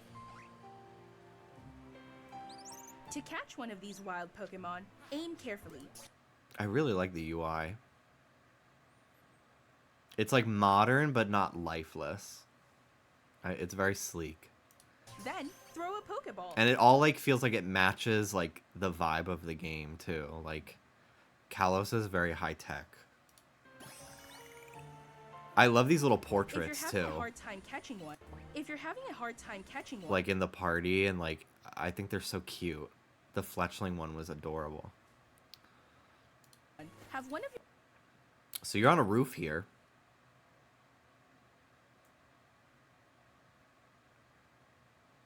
Looks like there's another area on a roof over here too. Your Pokemon use its moves to weaken the target, making it easier to catch.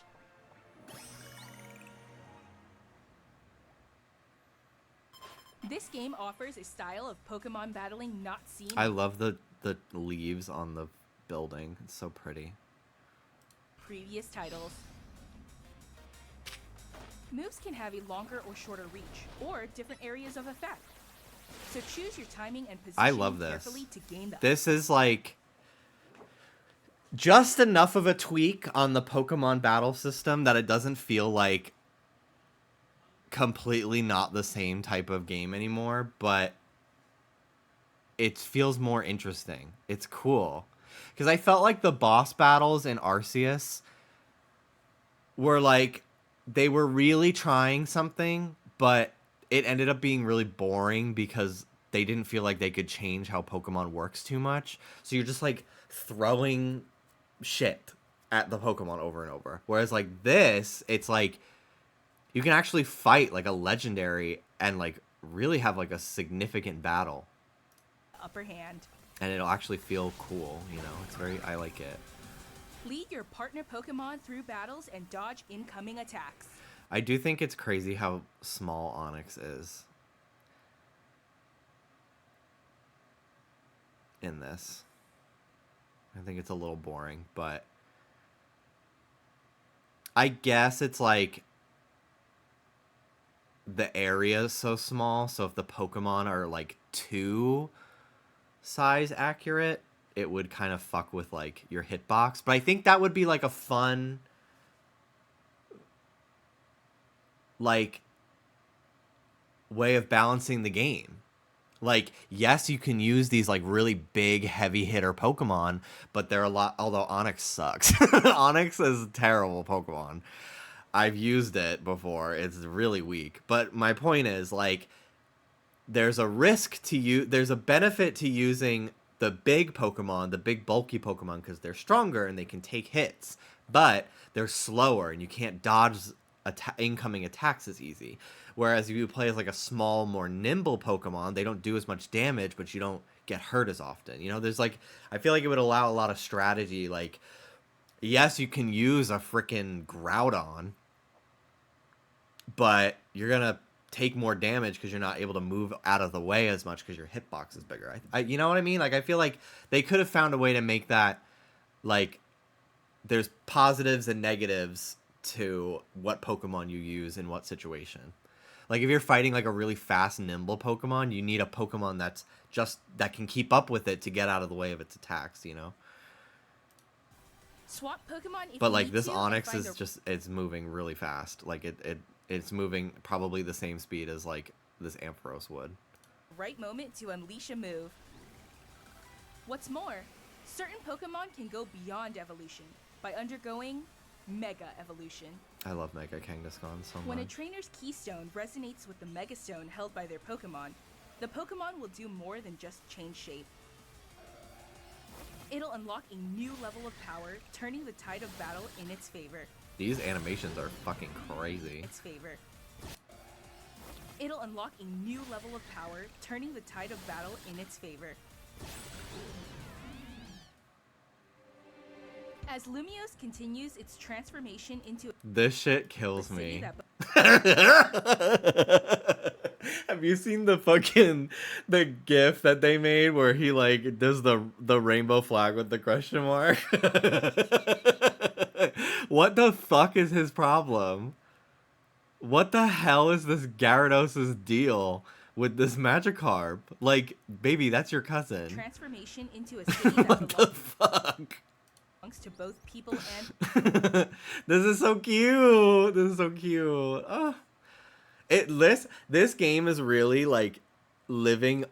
This is going to like fill the fantasies that I had as a child, where I'd like be looking out my window during school and imagining like a fletchling flying up to perch on the windowsill, or like walking down the street and I see like a Meowth digging through the trash for food. Like, I love it. I love it. Pokemon.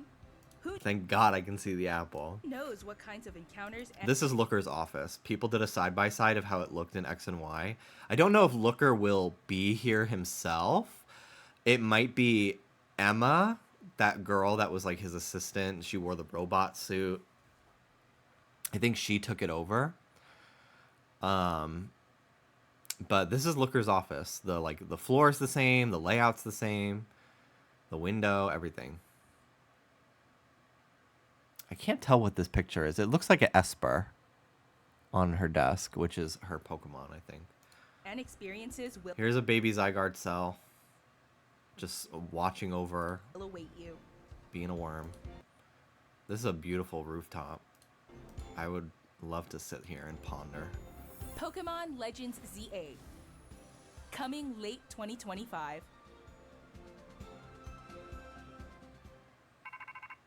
This is so weird, this part. Do you see how the lighting changes in the window? It turns red. Like, what the hell is gonna happen? I wonder if this is their version of the time distortions. Maybe? Like, oh, a bunch of crazy-ass Pokemon just showed up in this biome. Also, yeah, the red does maybe indicate Team Flare. This woman, what's her name? Jet? Maybe she's like, actually, I'm trying to bring Team Flare back.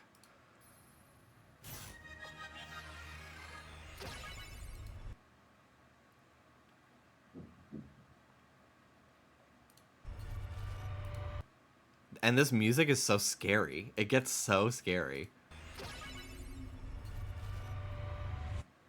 Like, what the hell? It's so alarming. Pokemon Legends ZA. Oh, yeah, you're right. There is like a little bit of red in Coming. that logo when it pops up.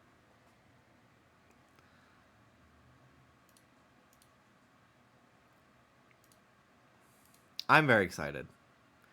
I'm actually really impressed by how it looks. Is it the best looking game I've ever seen? No. And it's unfortunate that as Pokemon fans, we have been wronged so many times that we're like, oh my god, it actually runs at 30 FPS. We've won. But I'm pretty impressed overall, visually. It looks like it's going to be a lot of fun. See, you can kind of see the Pangoro part. Let me see if there's a website. Pokemon ZI website. Excuse me. Yeah. Here we go. They usually have some, like, higher res screenshots and stuff that you can look at. This is pretty. These look like the cafes that are in Lumiose already. I hope you get to go inside and actually do stuff in these buildings. There's some cool clothes here. Pretty simple basics. I like that red jacket.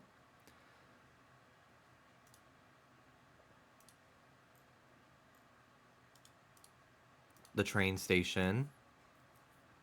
This is cool.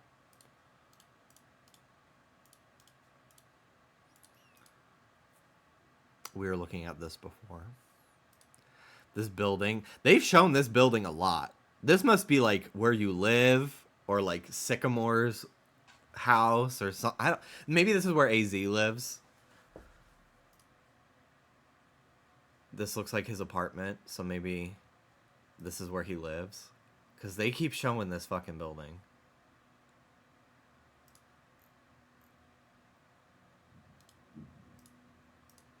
They're so colorful. More sand.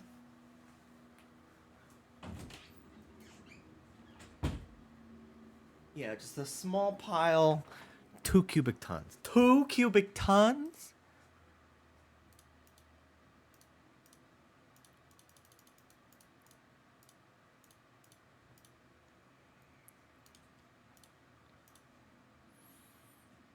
This is a pretty park. This kind of makes me like, this is so exciting. I'm like, oh, could you imagine like a game set in Unova and it looks like this? Like Castelia City?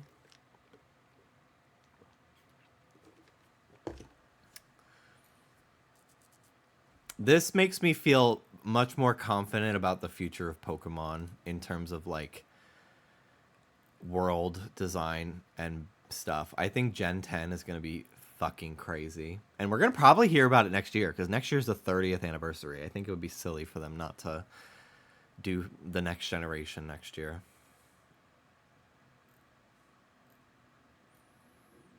I really am very intrigued by this new battle system. I love these outfits. They look so cool. Saw a lot of people saying they look like the Johto player characters, but I think they're original characters. I think the girl looks more like Lyra than he looks like the boy from Gold and Silver. I think they're their own people. After arriving in Lumiose for some sightseeing. So it looks like they're not from Lumiose. Because Why would they be sightseeing somewhere they live?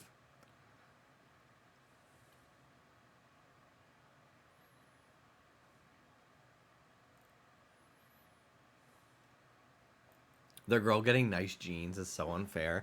I really want to start wearing baggier pants like this. I went to Goodwill the other day to do some shopping for cheap jeans that I could find, but I couldn't find any. I love the green jacket so much. It's so cool.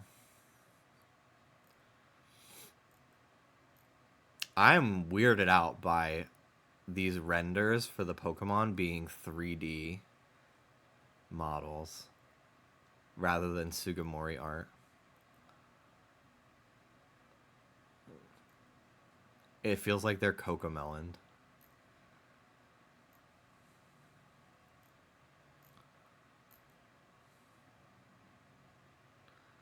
They look cool too.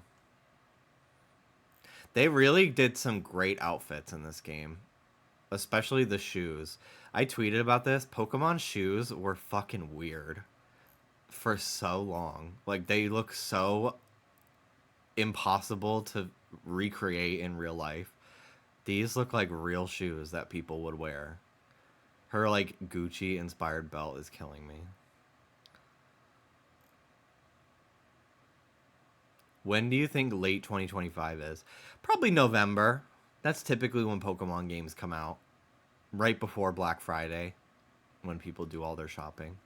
What does this say? Let's start with the basics. A Pokemon trainer is someone who battles with Pokemon. Seriously? Oh, I'm so relieved I could almost cry. Okay.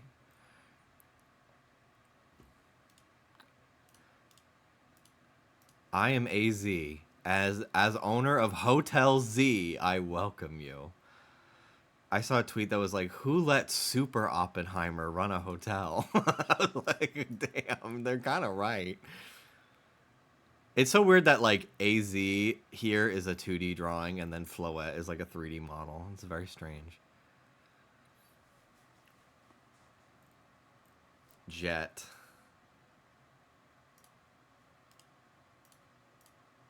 Oh, it's not letting me open the picture of her in a new tab.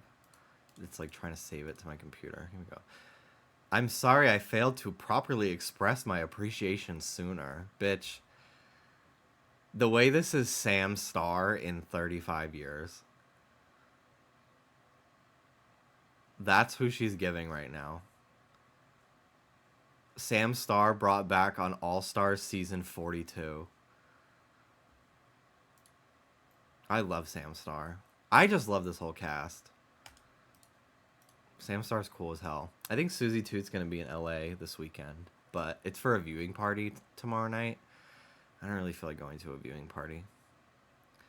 I am Vinny. I serve as the secretary to the CEO of Quasartico Inc. Okay. Zygarde. Zygarde is made up of a multitude of cell-like components. It changes form depending on how many of these components have gathered together. Its brain is made up of the few existing Zygarde cores. Oh yeah, it was Lydia, not Susie.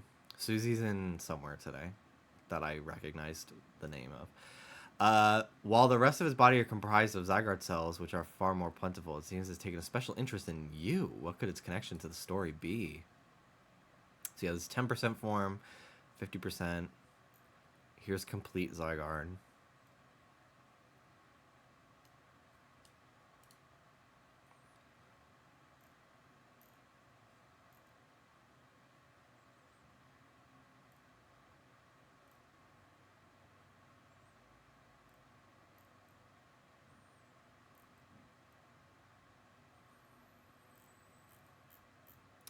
I'm really excited. I'm really excited. It feels good to be looking forward to something from Pokemon again.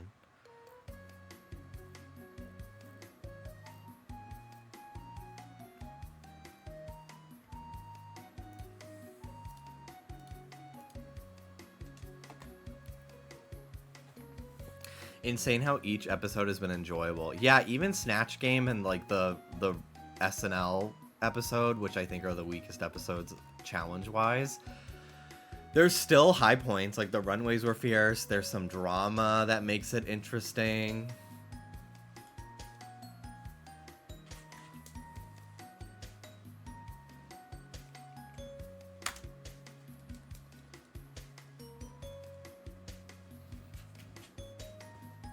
I'm like already like, I want to know more. I want to play it right now.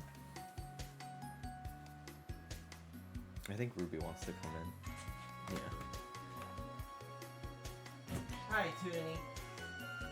And Soda. Hey, guys. Hey, guys.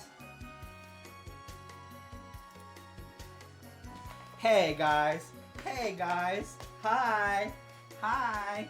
Hello. Hi, guys. Hi. Hello. Hello. Hello. Hi. Hello.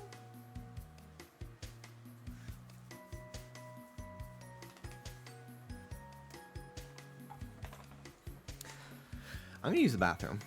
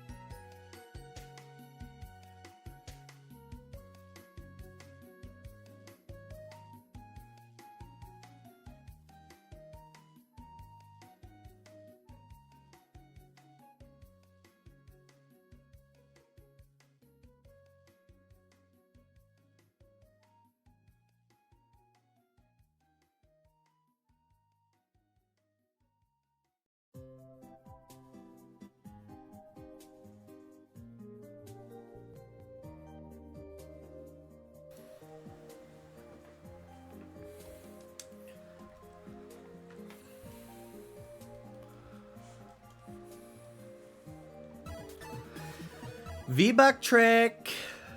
Thank you so much for the 22 months. Hello, David.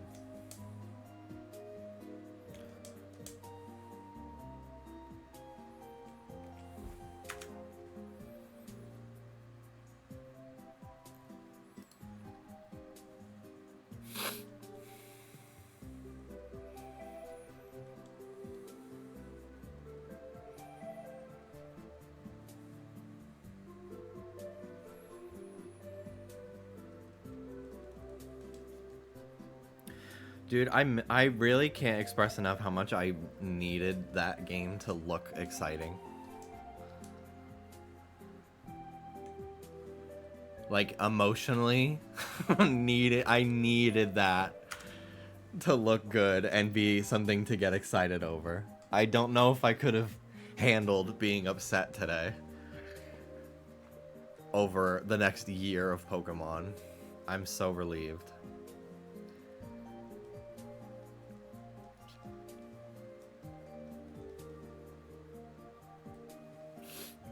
I'm really excited. I really want to just like play it already. Even like a demo. Like, it just looks cool. I just want to like run around and explore. I'm looking forward to it. Shiny hunting is going to be so fun. I really do hope they add like an underground mechanic. The catacombs would be very cool. I have to take my Zyrtec today. Do you think the Switch 2 comes out before ZA? I kind of think yes. I feel like Nintendo... I feel like it would be wise for them to build hype for the holiday season by having the Switch 2 out already to like get people to want to get it for Christmas. And I feel like it gives them time to produce more of them before the holiday season. So it's like that initial early adopter rush gets to buy the system, play it, and then that second wave from like the holiday crowd who buy it for their families for Christmas and stuff, get a chance to get it as well. I think it'd be smart.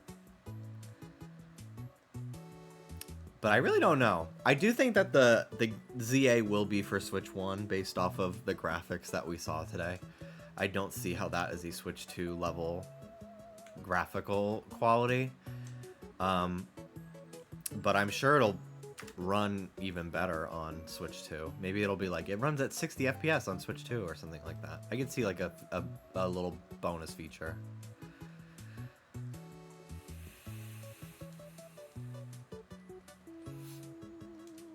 I have to get up again. I need to do my allergy stuff. I'm too stuffed up right now. Whenever I can tell, like, I have to, like, think about breathing, that's when I know it's time to take my medication.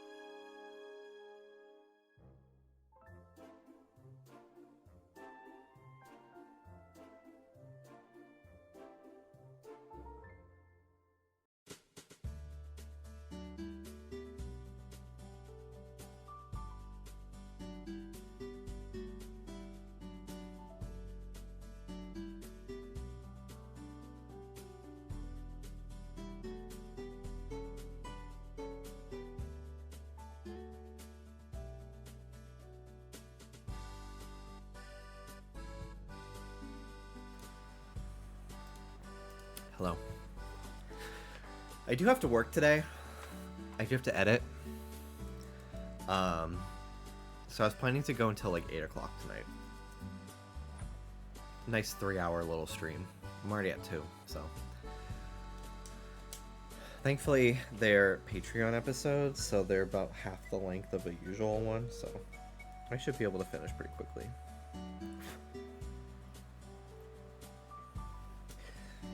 Sorry. 1 second. It's the only thing about having dogs is there's always hair and lint in the air, and it gets on my glasses. Also, Soda's favorite thing is sniffing my glasses with his wet as fuck nose, and it always smudges them, and and it's always right after I have just cleaned them.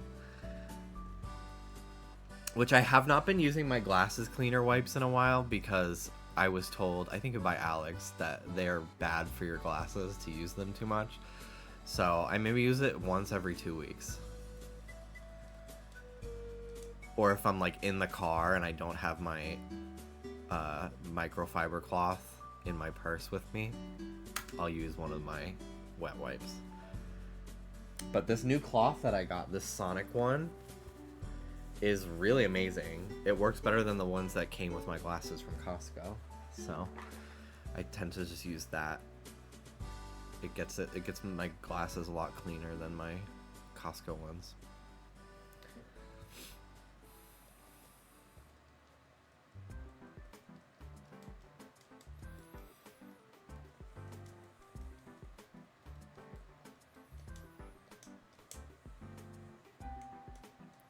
I really want to get this Lapras so I can move on to more areas of the game, because there's some really cool areas with some great Pokemon pools right after this point. But I don't feel like progressing without the Lapras on my team. I thought that I couldn't progress at all until I've claimed the Lapras. Like, I thought he'd stop me, but that's not the case. So I can actually, if I really want to, I could take a break. Maybe at like 2,000 resets, I'll hunt somewhere and then come back. I did see the Shrek 5 teaser. I didn't recognize that as Zendaya's voice for some reason. I thought it looked fine. I thought people are being way overly critical about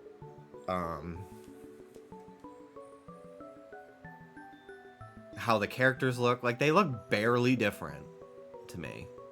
When people do side-by-sides, they're like, I can't believe they redesigned Shrek. I'm like, where? Like, what the hell are you talking about? And I honestly doubt that that's even like a scene from the movie. Like, it's a teaser, so it can literally just be like something they made for social media. People are like, oh my god, it's gonna be full of memes, as if Shrek 2, every line and gag from that movie is not a parody of a pop culture moment. Like, are you kidding me? Far, Far Away is literally supposed to be Los Angeles, California. Like, you're so stupid for not thinking Shrek is full of pop culture references. But I kind of feel like that scene is not even going to be part of the actual movie. It feels like it's a made for social media clip. In terms of the way it's like shot and stuff. I want to know why they announced it like 2 years before it comes out.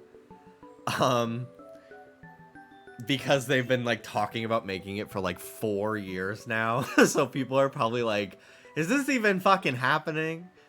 So they were probably like, yes, it's still happening. Shareholders, please still keep giving DreamWorks money. We promise we'll have a movie soon. I think it was their way of also like testing the waters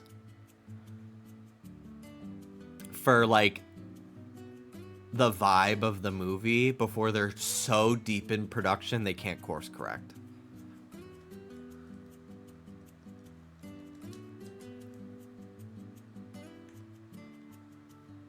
So I kind of think it makes sense for them to announce it this far in advance, or like tease it. I don't really mind. I thought it looked fun. I liked it. I like the design of Shrek's daughter.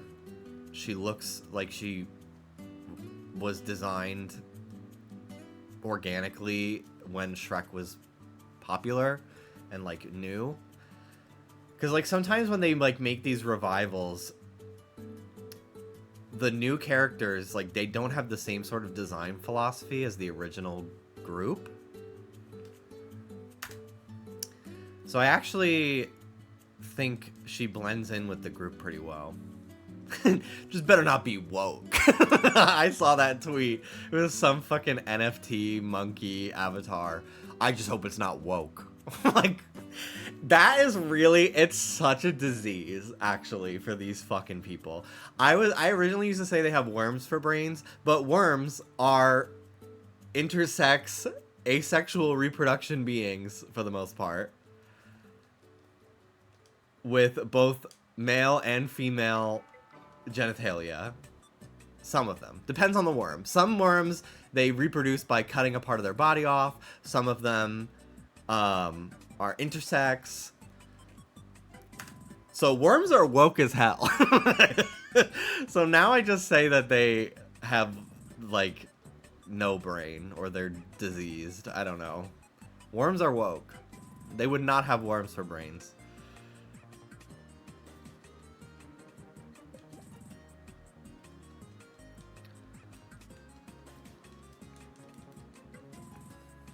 I will say maybe Shrek got buckle fat removal. I think he's just emoting more than they're used to seeing Shrek's face emote because the technology is better than it was 20 years ago. So you're a worm expert now. I did Google because I was like, I think worms are woke. And then I Googled like, how do worms reproduce? And there's tons of different ways that they reproduce. All equally woke.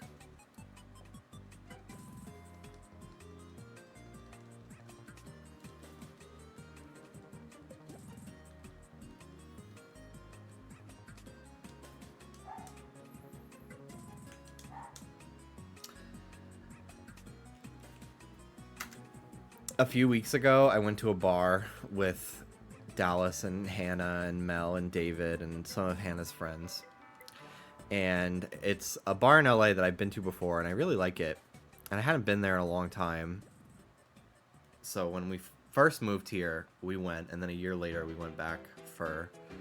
It was like 1 year of Shedding Starlight, 1 year of me on Just Trish. David just moved, so we went out to celebrate. And while I was there, I'm waiting in line to get my drink, and I hear, "Is that Jimmy?"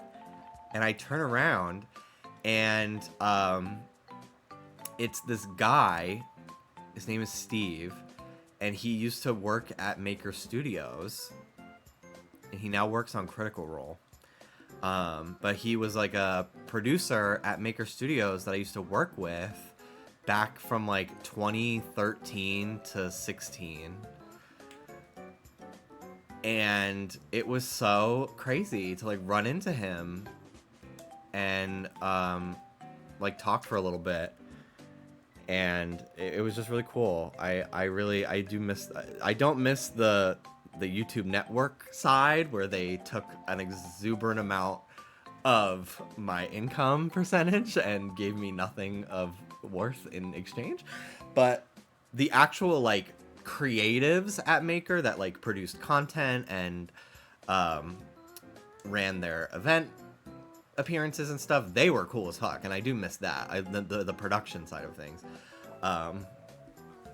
And they were all really cool people, and I was just like, thank you so much for seeing such potential in me as a teenager and uplifting my talents and giving me situations to succeed and thrive, because it really showed me what I want to do in life.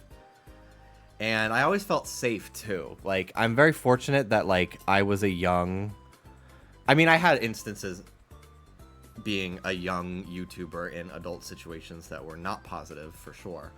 But when it came to like the Maker Studios crew and working with them, I always felt incredibly safe and not put in a weird position and treated like an equal and not talked down to. And I just felt like it was always a positive experience. So I was just like, thank you so much for being a great person. It was very cool to reconnect for a few minutes. It was nice. I mean, fuck, I like worms. Did they notice how beefy you are now? I was wearing a tank top, but I think I was wearing my jacket because we were sitting outside, so it was a little cold. But yeah, I am pretty beefy now. I've only started to feel it recently. Last few weeks I've been like, wow, I actually am a beefcake. I actually am starting to look how I've always wanted to. So, would you pick heels or wheels? Heels down.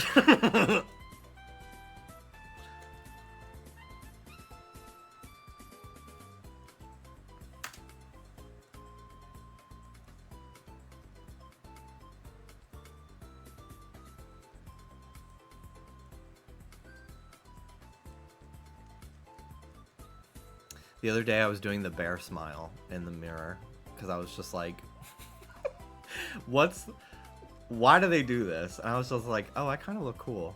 I get it.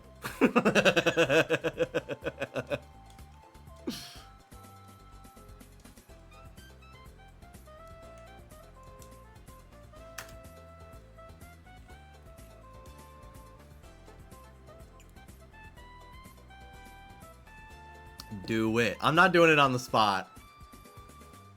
I can't.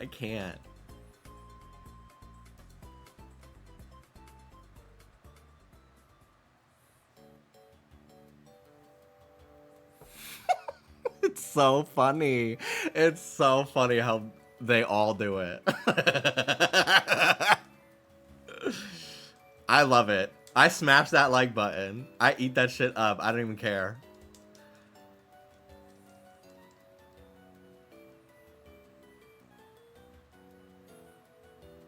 Cause there's different degrees. There's the like upside down smile. And then there's also the like modest, like you're not smiling, you're just like tucking your lip.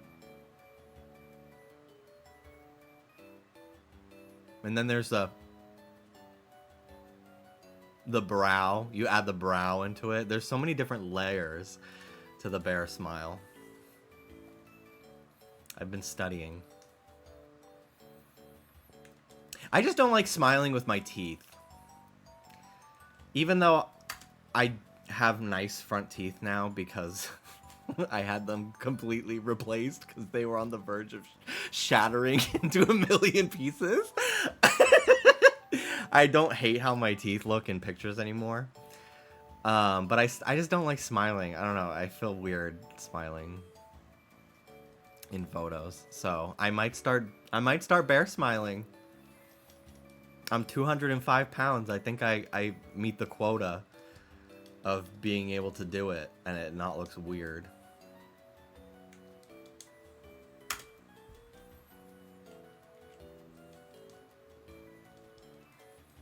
As a bear, thank you for this representation. You're so welcome. Your teeth were so thin they shocked the dentist. No, I'm so serious. For those who don't know my lore, I had half a tooth on one of my front teeth. Like, it was shaved. Like, this is how the tooth looked from the front, but if you turned it to the side, it was like half a tooth. And it was because COVID happened in the middle of my root canal procedure. So then I was poor, so I couldn't afford to get it finished. So I went like 5.5 years with just like half a tooth with a huge hole in it. And when I went in to finally get it fixed, they were like, how is this tooth not shattered all the way past your gum line? Because there's literally like 6 visible fractures in it, and I don't know how it's still together. I was like, can't tell you. Really can't tell you. So I had both my front teeth replaced, and it was very expensive, but they were both in shambles, so it needed to happen. But for the most part, I have almost all my natural teeth. I only have crowns where they structurally needed to be.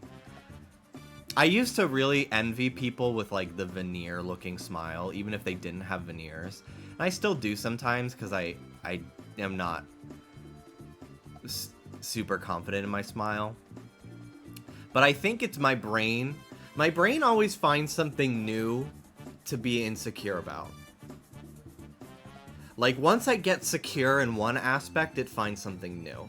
And I've started to realize that pattern and kind of realize that I will never fully be 100% like every single aspect of myself. But like 9 out of 10 is still pretty great. So I better just fucking deal with it. Because in 30 years from now, I'm going to be pissed at myself for thinking how ugly I looked. Because I'm going to be like, I was so hot in my prime, you know? But like I remember when I was really young, my insecurity was my height. Because all my friends were taller than me. And then once I got taller, my insecurity was my weight. And then now that I've started to fill out with muscle, my insecurities, like my teeth, my ears are no longer my insecurity once I got earrings. Like, I'm always going to find something new to pick on about myself. And I'm just like, I'm so sick of doing that. I think your mouth looks normal. Yeah, exactly. I also know insecurities are very personal, but I've literally never noticed anything bad about the way your teeth look. Thank you. Your tail. Stop. I can't control it. It wiggles. I actually think having a tail would be so horrible because I constantly look at my dogs and I'm like, how are you not afraid you're going to snap it in half all the time? Like, that's so scary that your spine just like sticks out like that. Horrible. But they're so cute.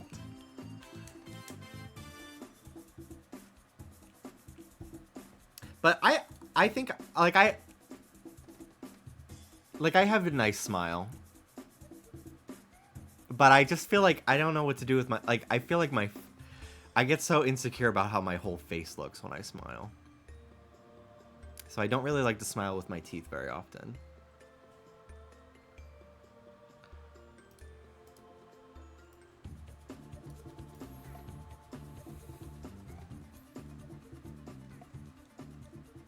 I've been very insecure lately about the size of my pores. That's been another new thing of mine that I've never cared about until 2 months ago. And it's because I'm like, wow, I have muscles now and I feel very confident in my body in other ways. My brain's like, well, we have to be insecure about something, so we're going to go with the size of your pores on your nose. Let's go with that. And I'm like, why? And I think it's partially because of how when I take a selfie on the Instagram, it like alters my photo in such a weird compression way that it like makes you be able to see every single pore on my fucking face. I'm like, I can't do this anymore. I can't. I did start using witch hazel though because it soothes my skin after I shave. And I heard that it can help reduce the size of pores. But then I'm like, oh my god, I've fallen into the trap, the beauty guru trap.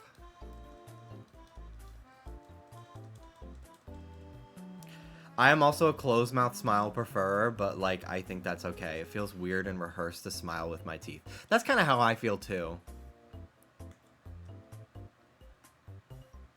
The iPhone camera is so nasty, dude. Yeah, I'm glad that I'm not the only person that feels this way. Because, like, I will look at like, I think I look so cute in my webcam, and I have a 4K webcam. I don't stream in 4K, because it would take up too much of my internet. But, like, I think I look really cute in my webcam, and I think I look really cute in the mirror. But I will not like how I look, no matter what, in an iPhone picture. Either a picture of me or a selfie. I hate it. I hate it so much.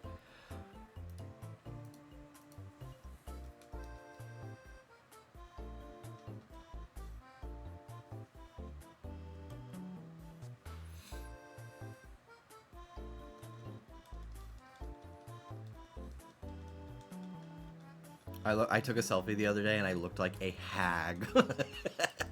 It's actually so abhorrent. I redeemed Legends ZA Green for the layout. Thank you for letting me know because I did not see that.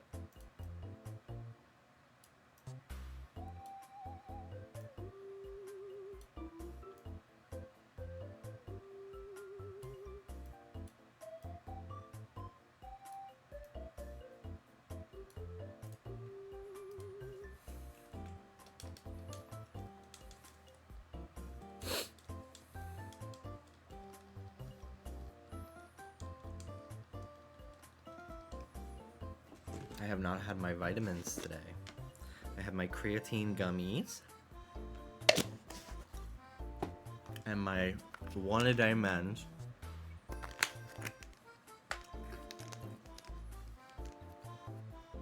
In which the serving size is 2 gummies, which pisses me off.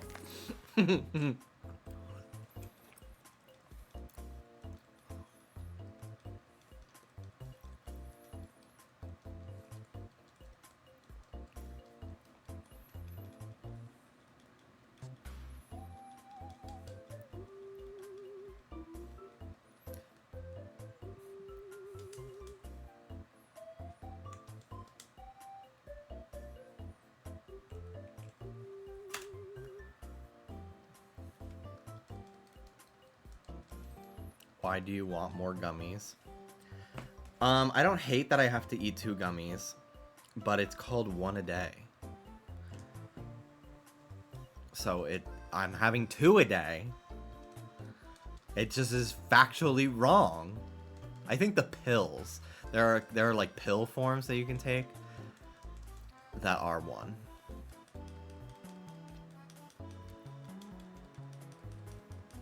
But you eat 2 of them 1 time a day. I'll kill you, and I'll make it look like an accident. That's a quote from the Cat in the Hat movie. Which is so crazy. I was always told by like YouTube reviewers, like nostalgia critic type shit, that the Mike Myers Cat in the Hat movie was a bad movie. I watched it for the first time like 3 years ago with friends on Discord. It is one of the funniest movies I've ever fucking seen. I was gagged, and the set design is incredible. It's the outfits, the fashion, like the costumes, I should say, not the fashion, but like it's just such a well-made movie. We need to hold on. I need you to see.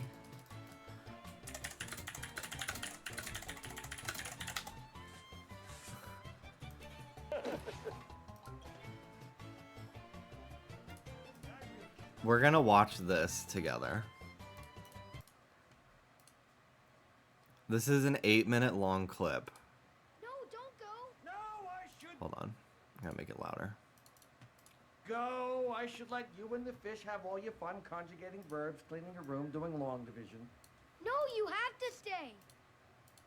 All right, I'll stay. Yeah! Oh, yeah! But if I'm gonna stay, there's something I want to show you. Something magical and full of wonder. It's called a contract. You want us to sign this? Just a formality, really. Who are they? Magical time-traveling elves. Yeah. It's so insane. Okay, they're my lawyers. Liability issues, litigious society, frivolous lawsuits, you understand. Basically, this contract guarantees you can have all the fun you want and nothing bad's ever gonna happen. All the fun we want? Nothing bad will happen. No. Come on, Sal, for once in your I life, want try those something pens. spontaneous. Like the props are so like Goes and gets everything has like a flair to it. It's so cool. Fine. Beautiful initial here. And This here, is so like and here. 2000s humor, like contracts with Turn it over. like fine print and shit. Nothing. Scratch this. That's terrific. Yada yada yada. Sign the bottom. Great. Okay. Give me 5. 4. Let's get this party started. Uh-huh. Hey, check out this room. What now? Mom says we're not allowed in the living room today or else. She's worried we'll mess up the couches by jumping on them or something. And she's right. You can't jump on these. Not like this. They need some adjustment. Yeehaw! Let's take a look under the hood. Yeah. Where's my dad? Sorry. Ew, what? What we got here? There we go. It's oversized. That's unusual. Here it is. Down, Chippa! Down, Chippa! Get out of here! It's just like absurd. It's so I feel like it's very ahead of its time. Like this feels like a movie that like informed the humor of people my age nowadays. Thanks for the help. Back in a second. Your couch mechanic. You ought to call Mr. Catridge. Oh, my fur! My fur! My fur! Oh. That ought to do it. And now you tell me. Around. So, kiddo, what do you want to do for fun? I want to make cupcakes. Cupcakes? Oh, yeah! To the kitchen! Live from the kitchen, the following is a paid commercial announcement for Astounding Products. Hi, welcome to Astounding Products. I'm your host, the guy in the sweater who asks all the obvious questions. Now, here to tell us about his astounding product for making cupcakes, all the way from Cheshire, England, please welcome me! Hello! Now, hello, I'm so excited! Do you love making cupcakes but hate all the hard It's his cupcake Shrek work? voice. I know I do. Well, forget everything you know about making cupcakes and say hello to the amazing Cupcakeinator. I'm so excited! Cupcake a what? Cupcakeinator! Oh, this amazing device can instantly make cupcakes out of anything that you have in the I kitchen. do need this. Wait a minute, did you say anything? Anything. Anything? Yes, anything. Anything? Anything. Anything? I'll get you, and I'll look like a bloody accident. Anything. Now, let's see. Take off the lid. You can put in, I don't know, a carton of eggs, a pack of hot dogs. Why not? Some ketchup. Why not? I know what you're thinking. Even a fire extinguisher. There we go. It's so crazy. Now, close the lid and Bob's your flippin' uncle. What an astounding product! Oh, yeah! Open the drawer. Fill the patented Cupcakeinator tray. Ew. It's so fucking gross. Close the drawer. Then place it in a conventional oven.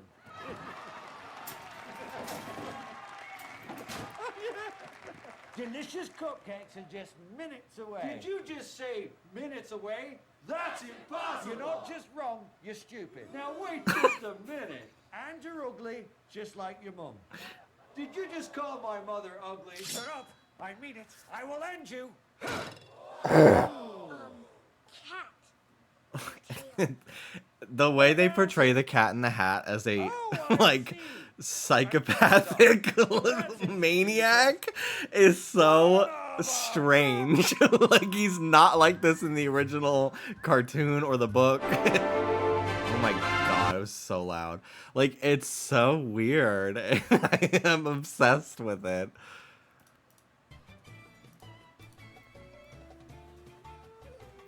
I love that movie.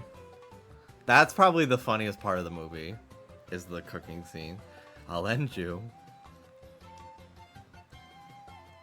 He's kind of so powerful. He's a reality-defying being that it like gets unleashed upon these children, and they hate him.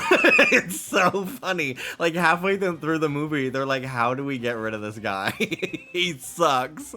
It's so good. It's like Billy and Mandy if Grimm was a crazy person.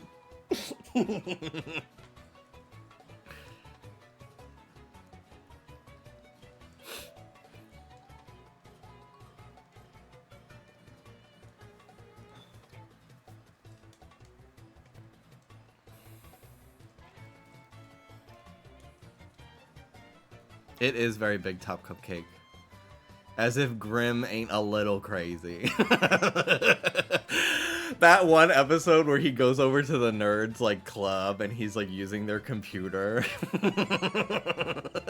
And the computer starts like acting up. It's so like such an accurate representation of 2000s computers. Like, oh, it's so funny.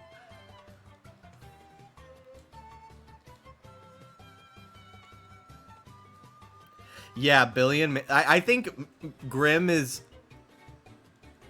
more of the like straight man character because the other characters in Billy and Mandy are incredibly strange and weird.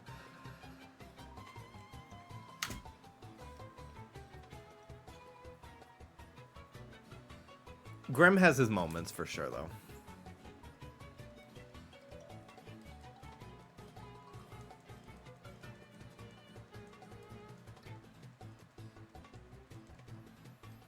I'm very honored to be in the presence of so many Locals. Pink Britters, thank you so much for the raid. Welcome in. Hello, hello. The Badu crew is waddling through. Hello. Welcome in. Thank you so much for that raid. Appreciate it very much. We are hunting Lapras today in X and Y. What did we all think of the ZA reveal? I am actually very excited. After when did Scarlet Violet come out? 2022? After almost 3 years of hating Pokemon, I'm so happy to be excited about something they're making again. It feels like all is right in the world for me. Well, I'm mad at Pokemon.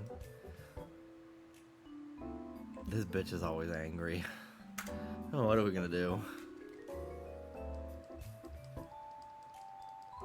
What is this song? I don't know. It's funky though. It sounds like elevator music. I'm excited to hear the battle music in ZA as well. The Kalos battle music is so good. I'm excited for a nice remix.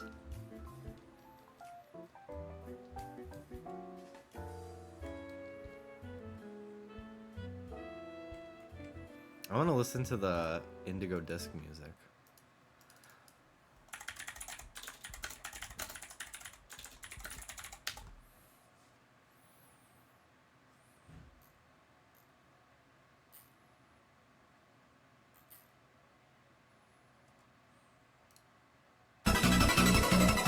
Sorry. Sorry, headphone users.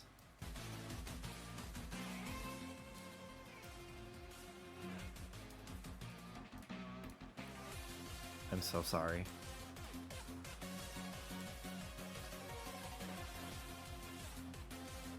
We can do World Cup in Champions. The possibilities are endless. Oh my god, you're right.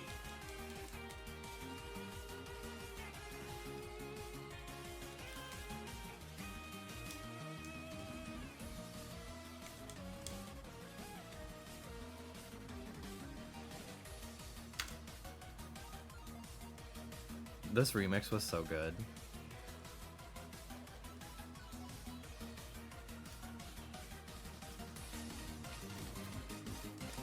Well, when's Big Cup? Big Back Cup.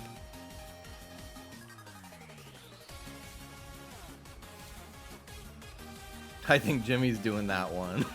You're damn right.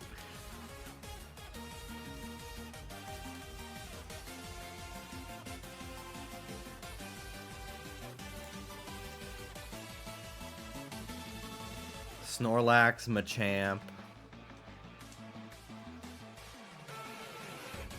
Grimmsnarl, Blastoise, Poliwrath,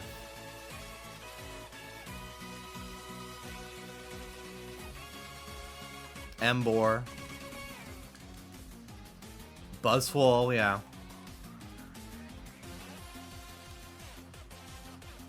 And Guzzlord.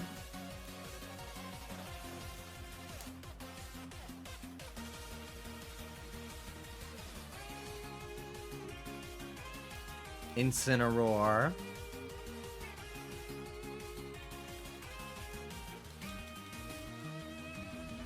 I'm very excited about the choices they chose for the starters because of the amount of merch I'm going to be able to get of Chikorita. I feel like a very underserved market is Chikorita merchandise.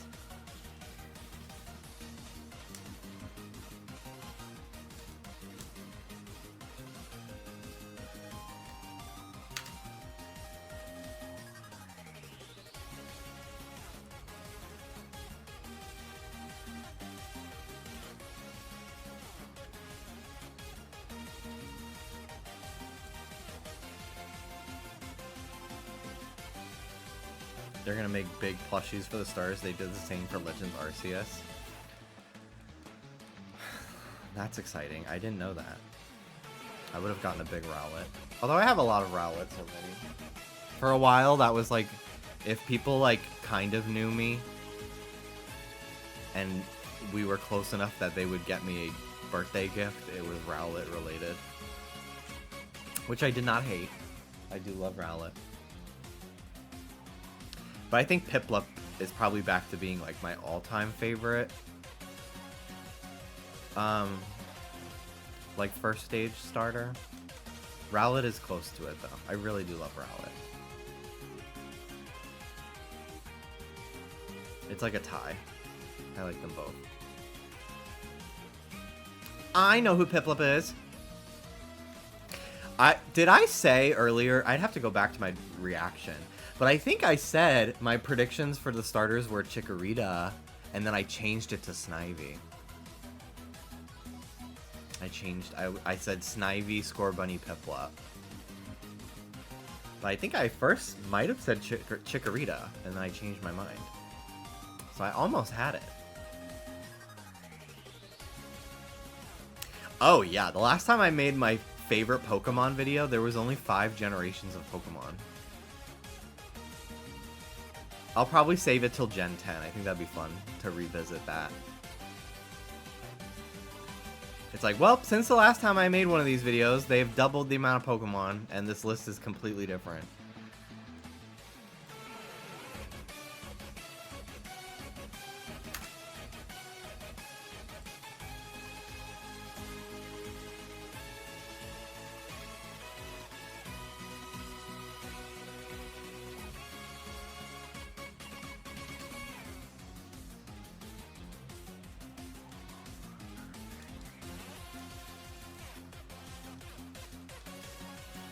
You should make a Baroque painting of Groudon Rowlet. Hello, Slayus Mama. I feel like I haven't heard from you in a few days. / weeks. Music to be slightly lower, you got it. Is that better? I am so excited for Mayhem next week.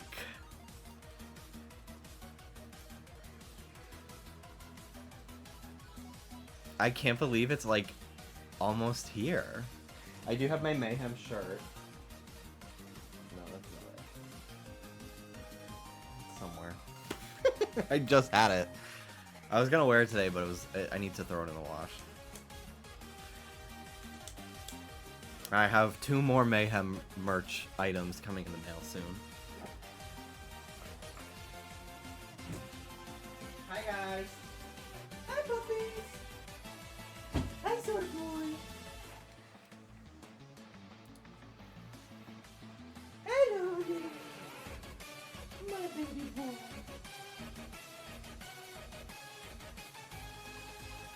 My son. Hello. Hello. Thank you. Hi, baby. Hi, baby boy. Hello. You're so cute. I love you so much, little mister. My little guy. My little guy. Hello.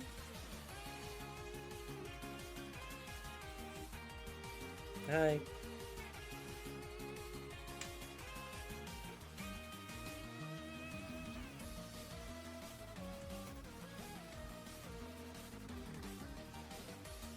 Hello.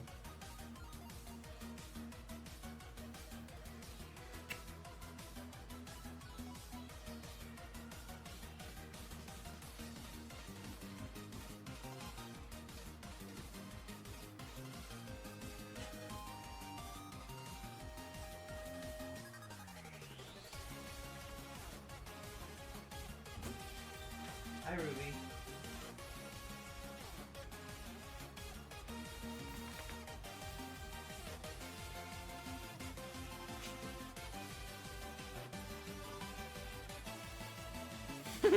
I love when they are licking each other. It's so cute.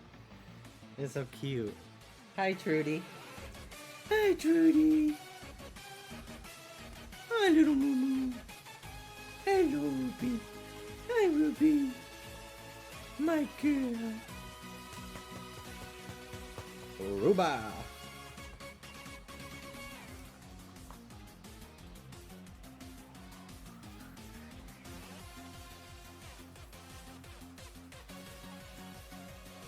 And when Breloom gets a Mega. Hello, baby. My girl. Hello.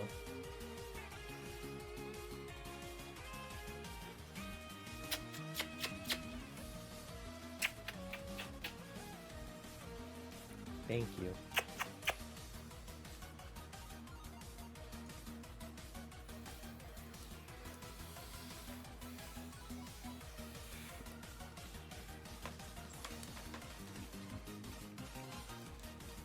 I'm excited for my signed CD to arrive. So lucky I was able to snag one. That's awesome. I want to own more physical media. Like, especially music.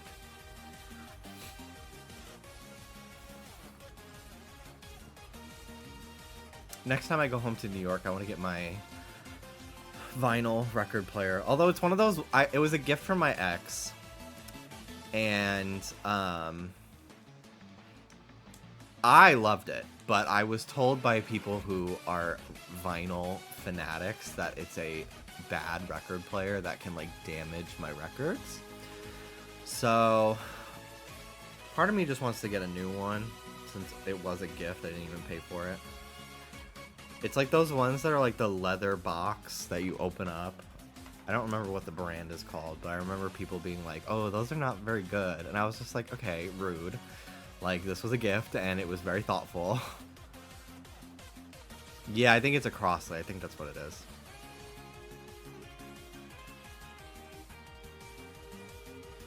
Yes, literally the Animal Crossing one. I have Born to Die by Lana Del Rey, and I have Melodrama and Pure Heroine as well by Lorde on vinyl.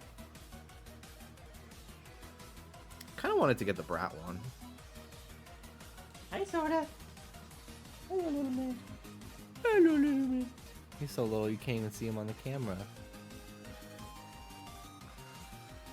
I ordered a box set of Teen Titans on eBay. I feel so happy. That's fun. I went to Goodwill the other day and I was looking to see what the DVDs they had were. I kind of wanted The Nanny on DVD.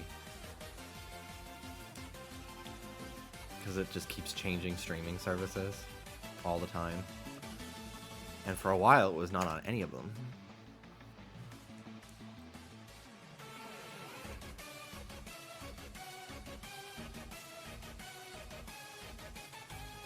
Alright, we'll go a few more minutes. It's almost 8 o'clock, which is when I want to switch to doing some work today. Thankfully, I don't have a lot to do, but I do have stuff to do. But I wanted to talk more about Pokemon, since I felt like I didn't get to talk much this morning, since it was so early. Plus, it was fun to, like, check back in after people had noticed things throughout the day in the trailer. To point out. I wonder when the next time they'll show news is. I could see them showing, like, revealing a new Pokemon, like a regional or a mega or something, like, next month. I feel like now that the game has been revealed and, like, we've seen gameplay, like, the news cycle is gonna start. And I feel like we'll hear something about the game once a month. Potentially. Maybe it'll be like, we'll not hear about it again till like May or June. And then we'll start hearing about it constantly. But I feel like they do like to promote the game. Although I have a feeling a lot of it, they keep a lot of stuff under wraps nowadays. Which I prefer. Because I do like being surprised when the game comes out by like what new Pokemon are in it and yada yada yada. So we'll see. I wonder if they'll have something for the April Direct, like, oh, we're enhanced for Switch 2. That could be interesting. That could be very interesting. I could see that. I can't believe that's already like almost a month away too. February ends tomorrow, and it's April 2nd. So we literally just have all of March, and then we're going to get more news about Switch stuff, which is exciting. What I'm surprised is no leaks from Mayhem. I remember people saying, like, Gaga fired this one guy, her choreo got better, the music got better, and the leaks have stopped. So they think that it was her choreographer that was constantly getting her music to leak.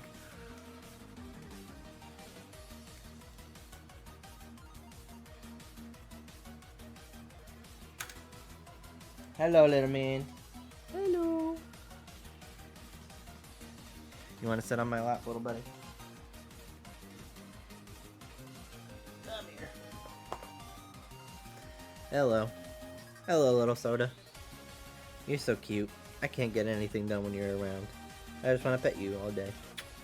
You're like a little toy.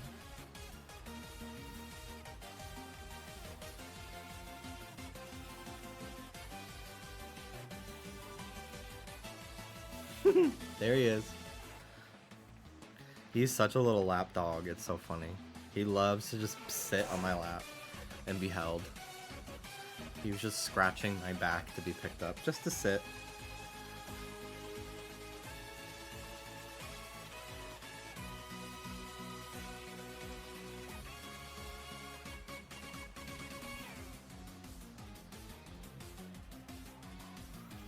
He doesn't even care when I just am bouncing my leg because I can't sit still.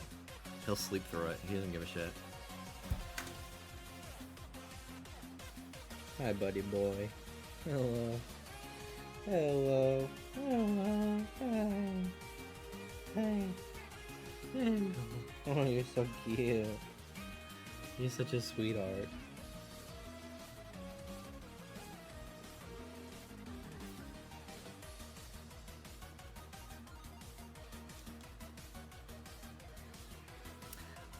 I have been playing a lot of Genshin still in my free time. Every day. And I'm so addicted to the point where I bought a grip. It was like $8 and it attaches to my Xbox controller and I can play Genshin on my phone. I put the phone in the grip and then the grip attaches to my Xbox controller. And it literally looks like just a stupid ass contraption. And I play Genshin in bed at night. And it's crazy how locked in I am to this game again. I'm trying my best to make it through the Inazuma storyline.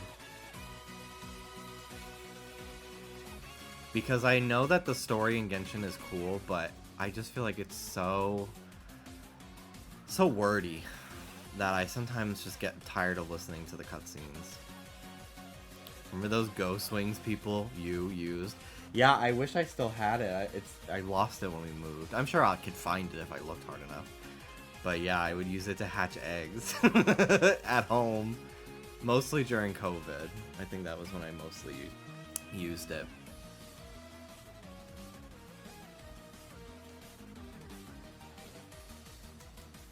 I loved it. It was so useful. Why did I switch to this? What the hell? My number keypad switches my OBS layout? That's so weird. I didn't notice that.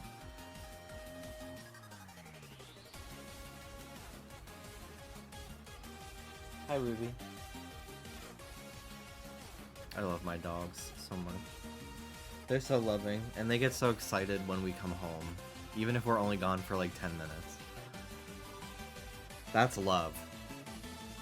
That is love right there. They just love being around us all the time. Alright, what are we at? 1371? I'll go to 1400. And then I'm gonna wrap it up for today.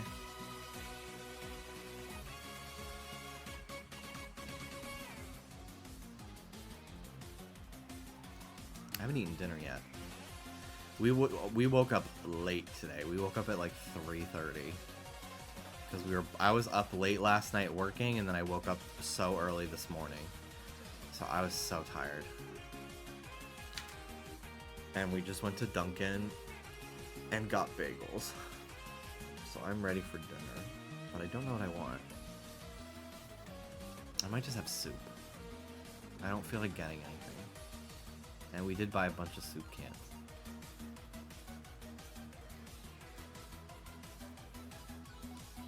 After passing out this morning, I fully woke up around 5 p.m. I did not feel good when I woke up after. I woke up at 3 today, and I woke up with a headache. Which is just yet another sign that I probably need a CPAP machine. But alas, I cannot afford that right now. I do not have insurance. Hi, buddy boy. He's always making little noises. He reminds me so much of Kermit, Jenna Marble's dog.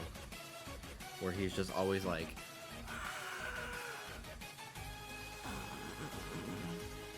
Why are you always making noise? Even when he's comfortable, he's just like...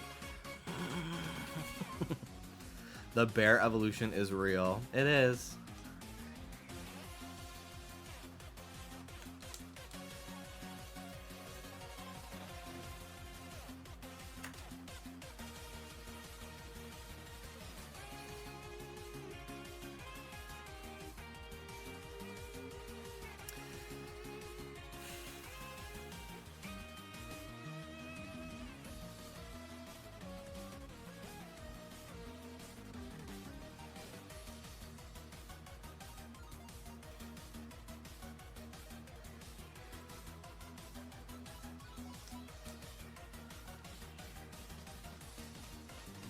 I think it's so cute that this guy has like a little backstory to him before giving you the Lapras. This Lapras saved him from drowning. That's crazy. What a kind soul. RuPaul could never.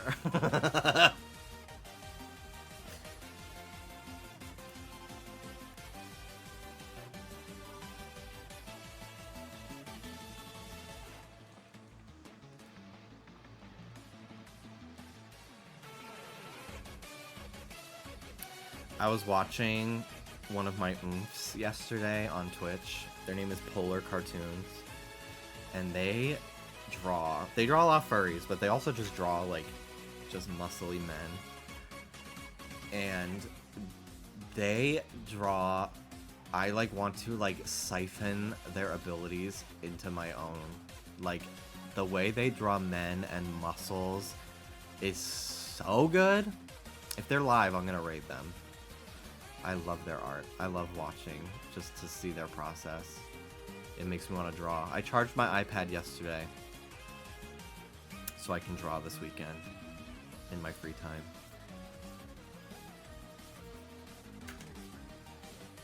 I want to try to draw one thing a week, even if it's just a little doodle. I wish I could osmosis people's art styles just to doodle in them so bad. Yeah. Need Mega Levani in a full gown. Ooh, that would be sick. I definitely think we're gonna get a bunch of new Megas. I think it would be silly for them not to do that. I would love to see Megas for like Gen 5 and onward Pokemon. I think that would be so cool. I would like that to be the primary focus for who gets new Mega Evolutions.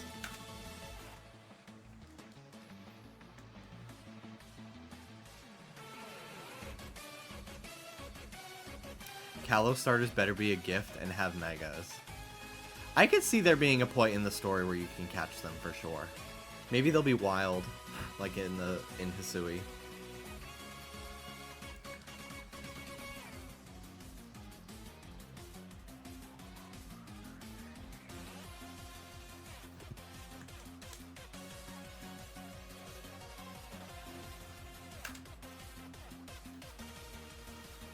Hi, buddy boy. Hello. You getting sleepy? Yeah. His eyes are closed right now. He's so sleepy for no fucking reason at all. He's almost 1. He turns 1 on April 11th.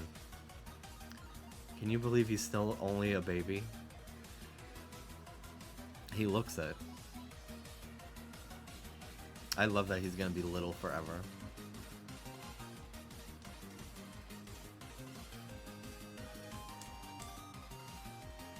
I hope they give some regional forms and not just megas. I agree.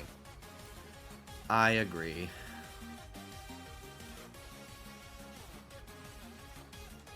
Every time Soda is like incredibly needy and needs to be held and cuddled, I just think about how he was born on the streets.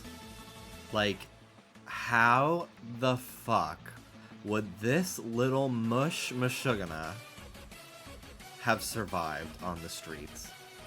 He is so dependent on being held by a human. He is so into like a cushy lifestyle, a big pillow, and being tucked under a blanket. Like, how the actual fuck would he have lived on the streets? It's so crazy. Because his mom, they found her and her 3 puppies on the street. That was like how they got her. Ruby, I think, was born in the shelter. They like rescued the mom when she was pregnant. So Ruby has always kind of known like the bond of a human. I don't know how old the puppies were. I'm very honored to be in the presence of so many locals. Hello, P-Macism. Thank you so much for the raid. Hello, hello. You're catching me right towards the end of my stream today. I do have to go back to work and stuff soon. But we'll do another 10 resets just for you guys. I was gonna end at 1400, but I'll stick around just for a few more moments. Thank you so much. Welcome in. But I'll be sure to raid somebody else, so I'll send you guys over somewhere else. Hi, Ruby. Hi, Ruby. Hi, Dallas. Hi, Soda Boy. Hi, little man.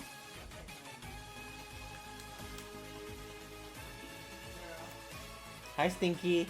Hi, Stinky girl.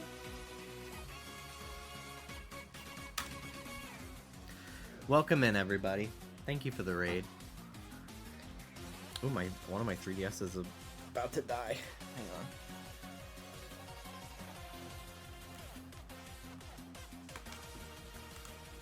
Plug her in. Hope your stream's going well. Happy Pokemon Day. Happy Pokemon Day to you too. How did everybody feel about the Pokemon Presents today? It was mostly boring until ZA, but I was really impressed and pleased by what they showed. After Scarlet Violet, my expectations were below whatever's lower than low. But I was actually really pleased today. Have we come around to just being like, maybe we could have had one form or mega shown? Oh, yeah. Or am I still in trouble with your chat for having anything? Damn. I woke up this morning and I was getting fucking pissed off because I was sharing my opinions in his chat. I was not coming in here and being an asshole because he was excited, but I was just like, damn, everything looks narrow. And then also, like, no forms? Like, we didn't see, you know, it's been a whole year, we didn't see a whole form. And then I got hit with a, you know what, do better. I didn't even see that. Do better? For wanting I did not. Fucking, like, are you serious? Do better? What the fuck are you even talking about? That shit pissed me. I'm like, really? Oh my gosh. Let me have an opinion. Okay, it's been a full year. This could have been the first trailer. We're really gonna play that game? Do better? That shit pissed me off to no end. I'm like, you know what? I respect my boyfriend too much to come in here and ruin the vibes, but I totally could, because I was like, I'm about to gag this person because they don't even know that I live here. They don't know that I'm in the other room. That I can come in and clap back live in action and like, guess what, baby? You're on a delay. I'm not. So I will answer you swiftly and you'll have to sit there and take it. Yes, Chikorita! Yay! I love her. Yeah, I'm probably going to pick her. I definitely think that they could have shown more, for sure. I would have loved them to show more. But, again, I set my expectations so low that the fact that it looks like it runs at a stable 30 FPS is, like, crazy to me. I'm like, wow, this is more than I ever would have expected.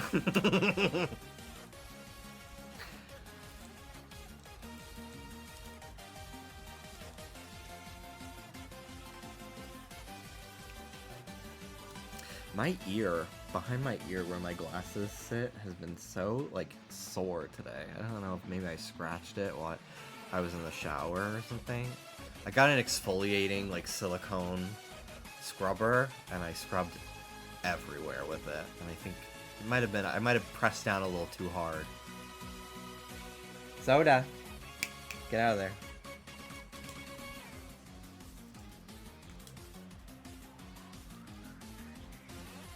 I assumed we'd get go and sleep stuff and call it a day to keep my expectations low. I figured most of the presents would have been full of shit I don't care about. But I just thought, I was like, the future of Pokemon was so bleak to me after Scarlet and Violet that I was like, I really don't know if I'm ever gonna like a game fully ever again. But I'm very excited.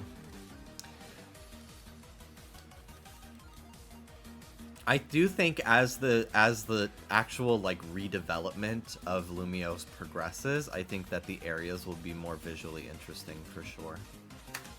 Because it looked like pretty much all the areas they showed were from one of the 5 areas of Lumiose. Because all the rooftops were green, and all the like zone gates were green. Hello, Michael. Currently getting ready to attend a Billie Eilish concert that I do not currently have tickets to get into yet. Damn. Honestly, you'll probably find somebody trying to sell their tickets outside the venue. As long as you're not like hours away from the venue, I don't think that's a big deal.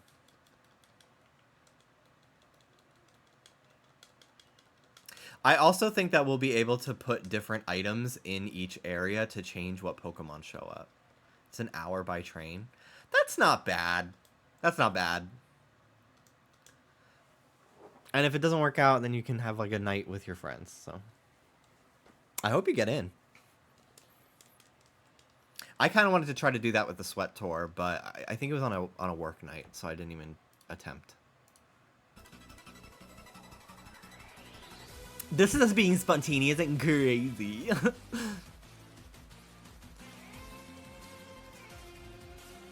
All right, we're gonna do this reset and 2 more, and then I am gonna have to tap out for tonight. I have stuff that I gotta get done for work. I've got work today.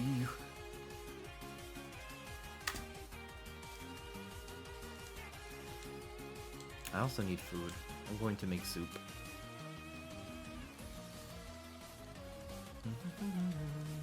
Not sponsored. I think I'm going to sign up for Factor again. Because whenever they have sponsored me, I have liked their product a lot. And they're very protein-packed meals. And I just feel like I'm tired of relying on protein shakes to get my protein quota every day. And like 5 scrambled eggs every day.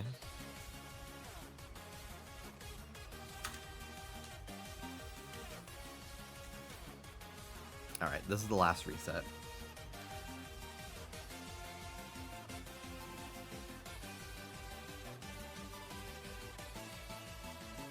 I've also been taking a lot of different vitamins lately because like I started taking multivitamins because I'm like there are so many nutrients I'm sure I'm not getting, fiber being one of them, so I started taking those fucking fiber pills that are for bottoms. They've helped me a lot, and I don't even bottom. Because I'm so worried about, like, colon cancer from a lack of fiber intake. And they're great. Alright, one more reset. We'll get us to 1425.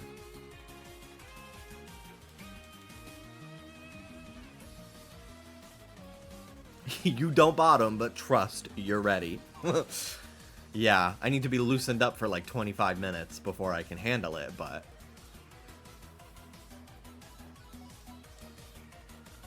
after that, I'm ready.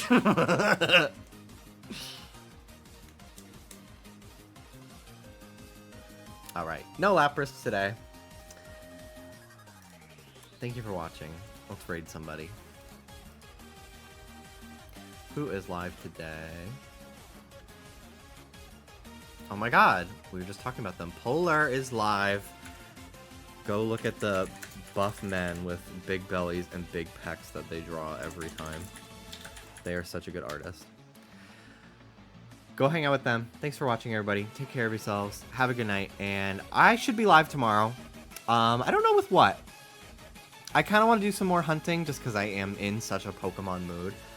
But we'll see. I have some... I want to stream with Dallas soon. Maybe we'll do like a Mario Party night soon. Mario Baseball night.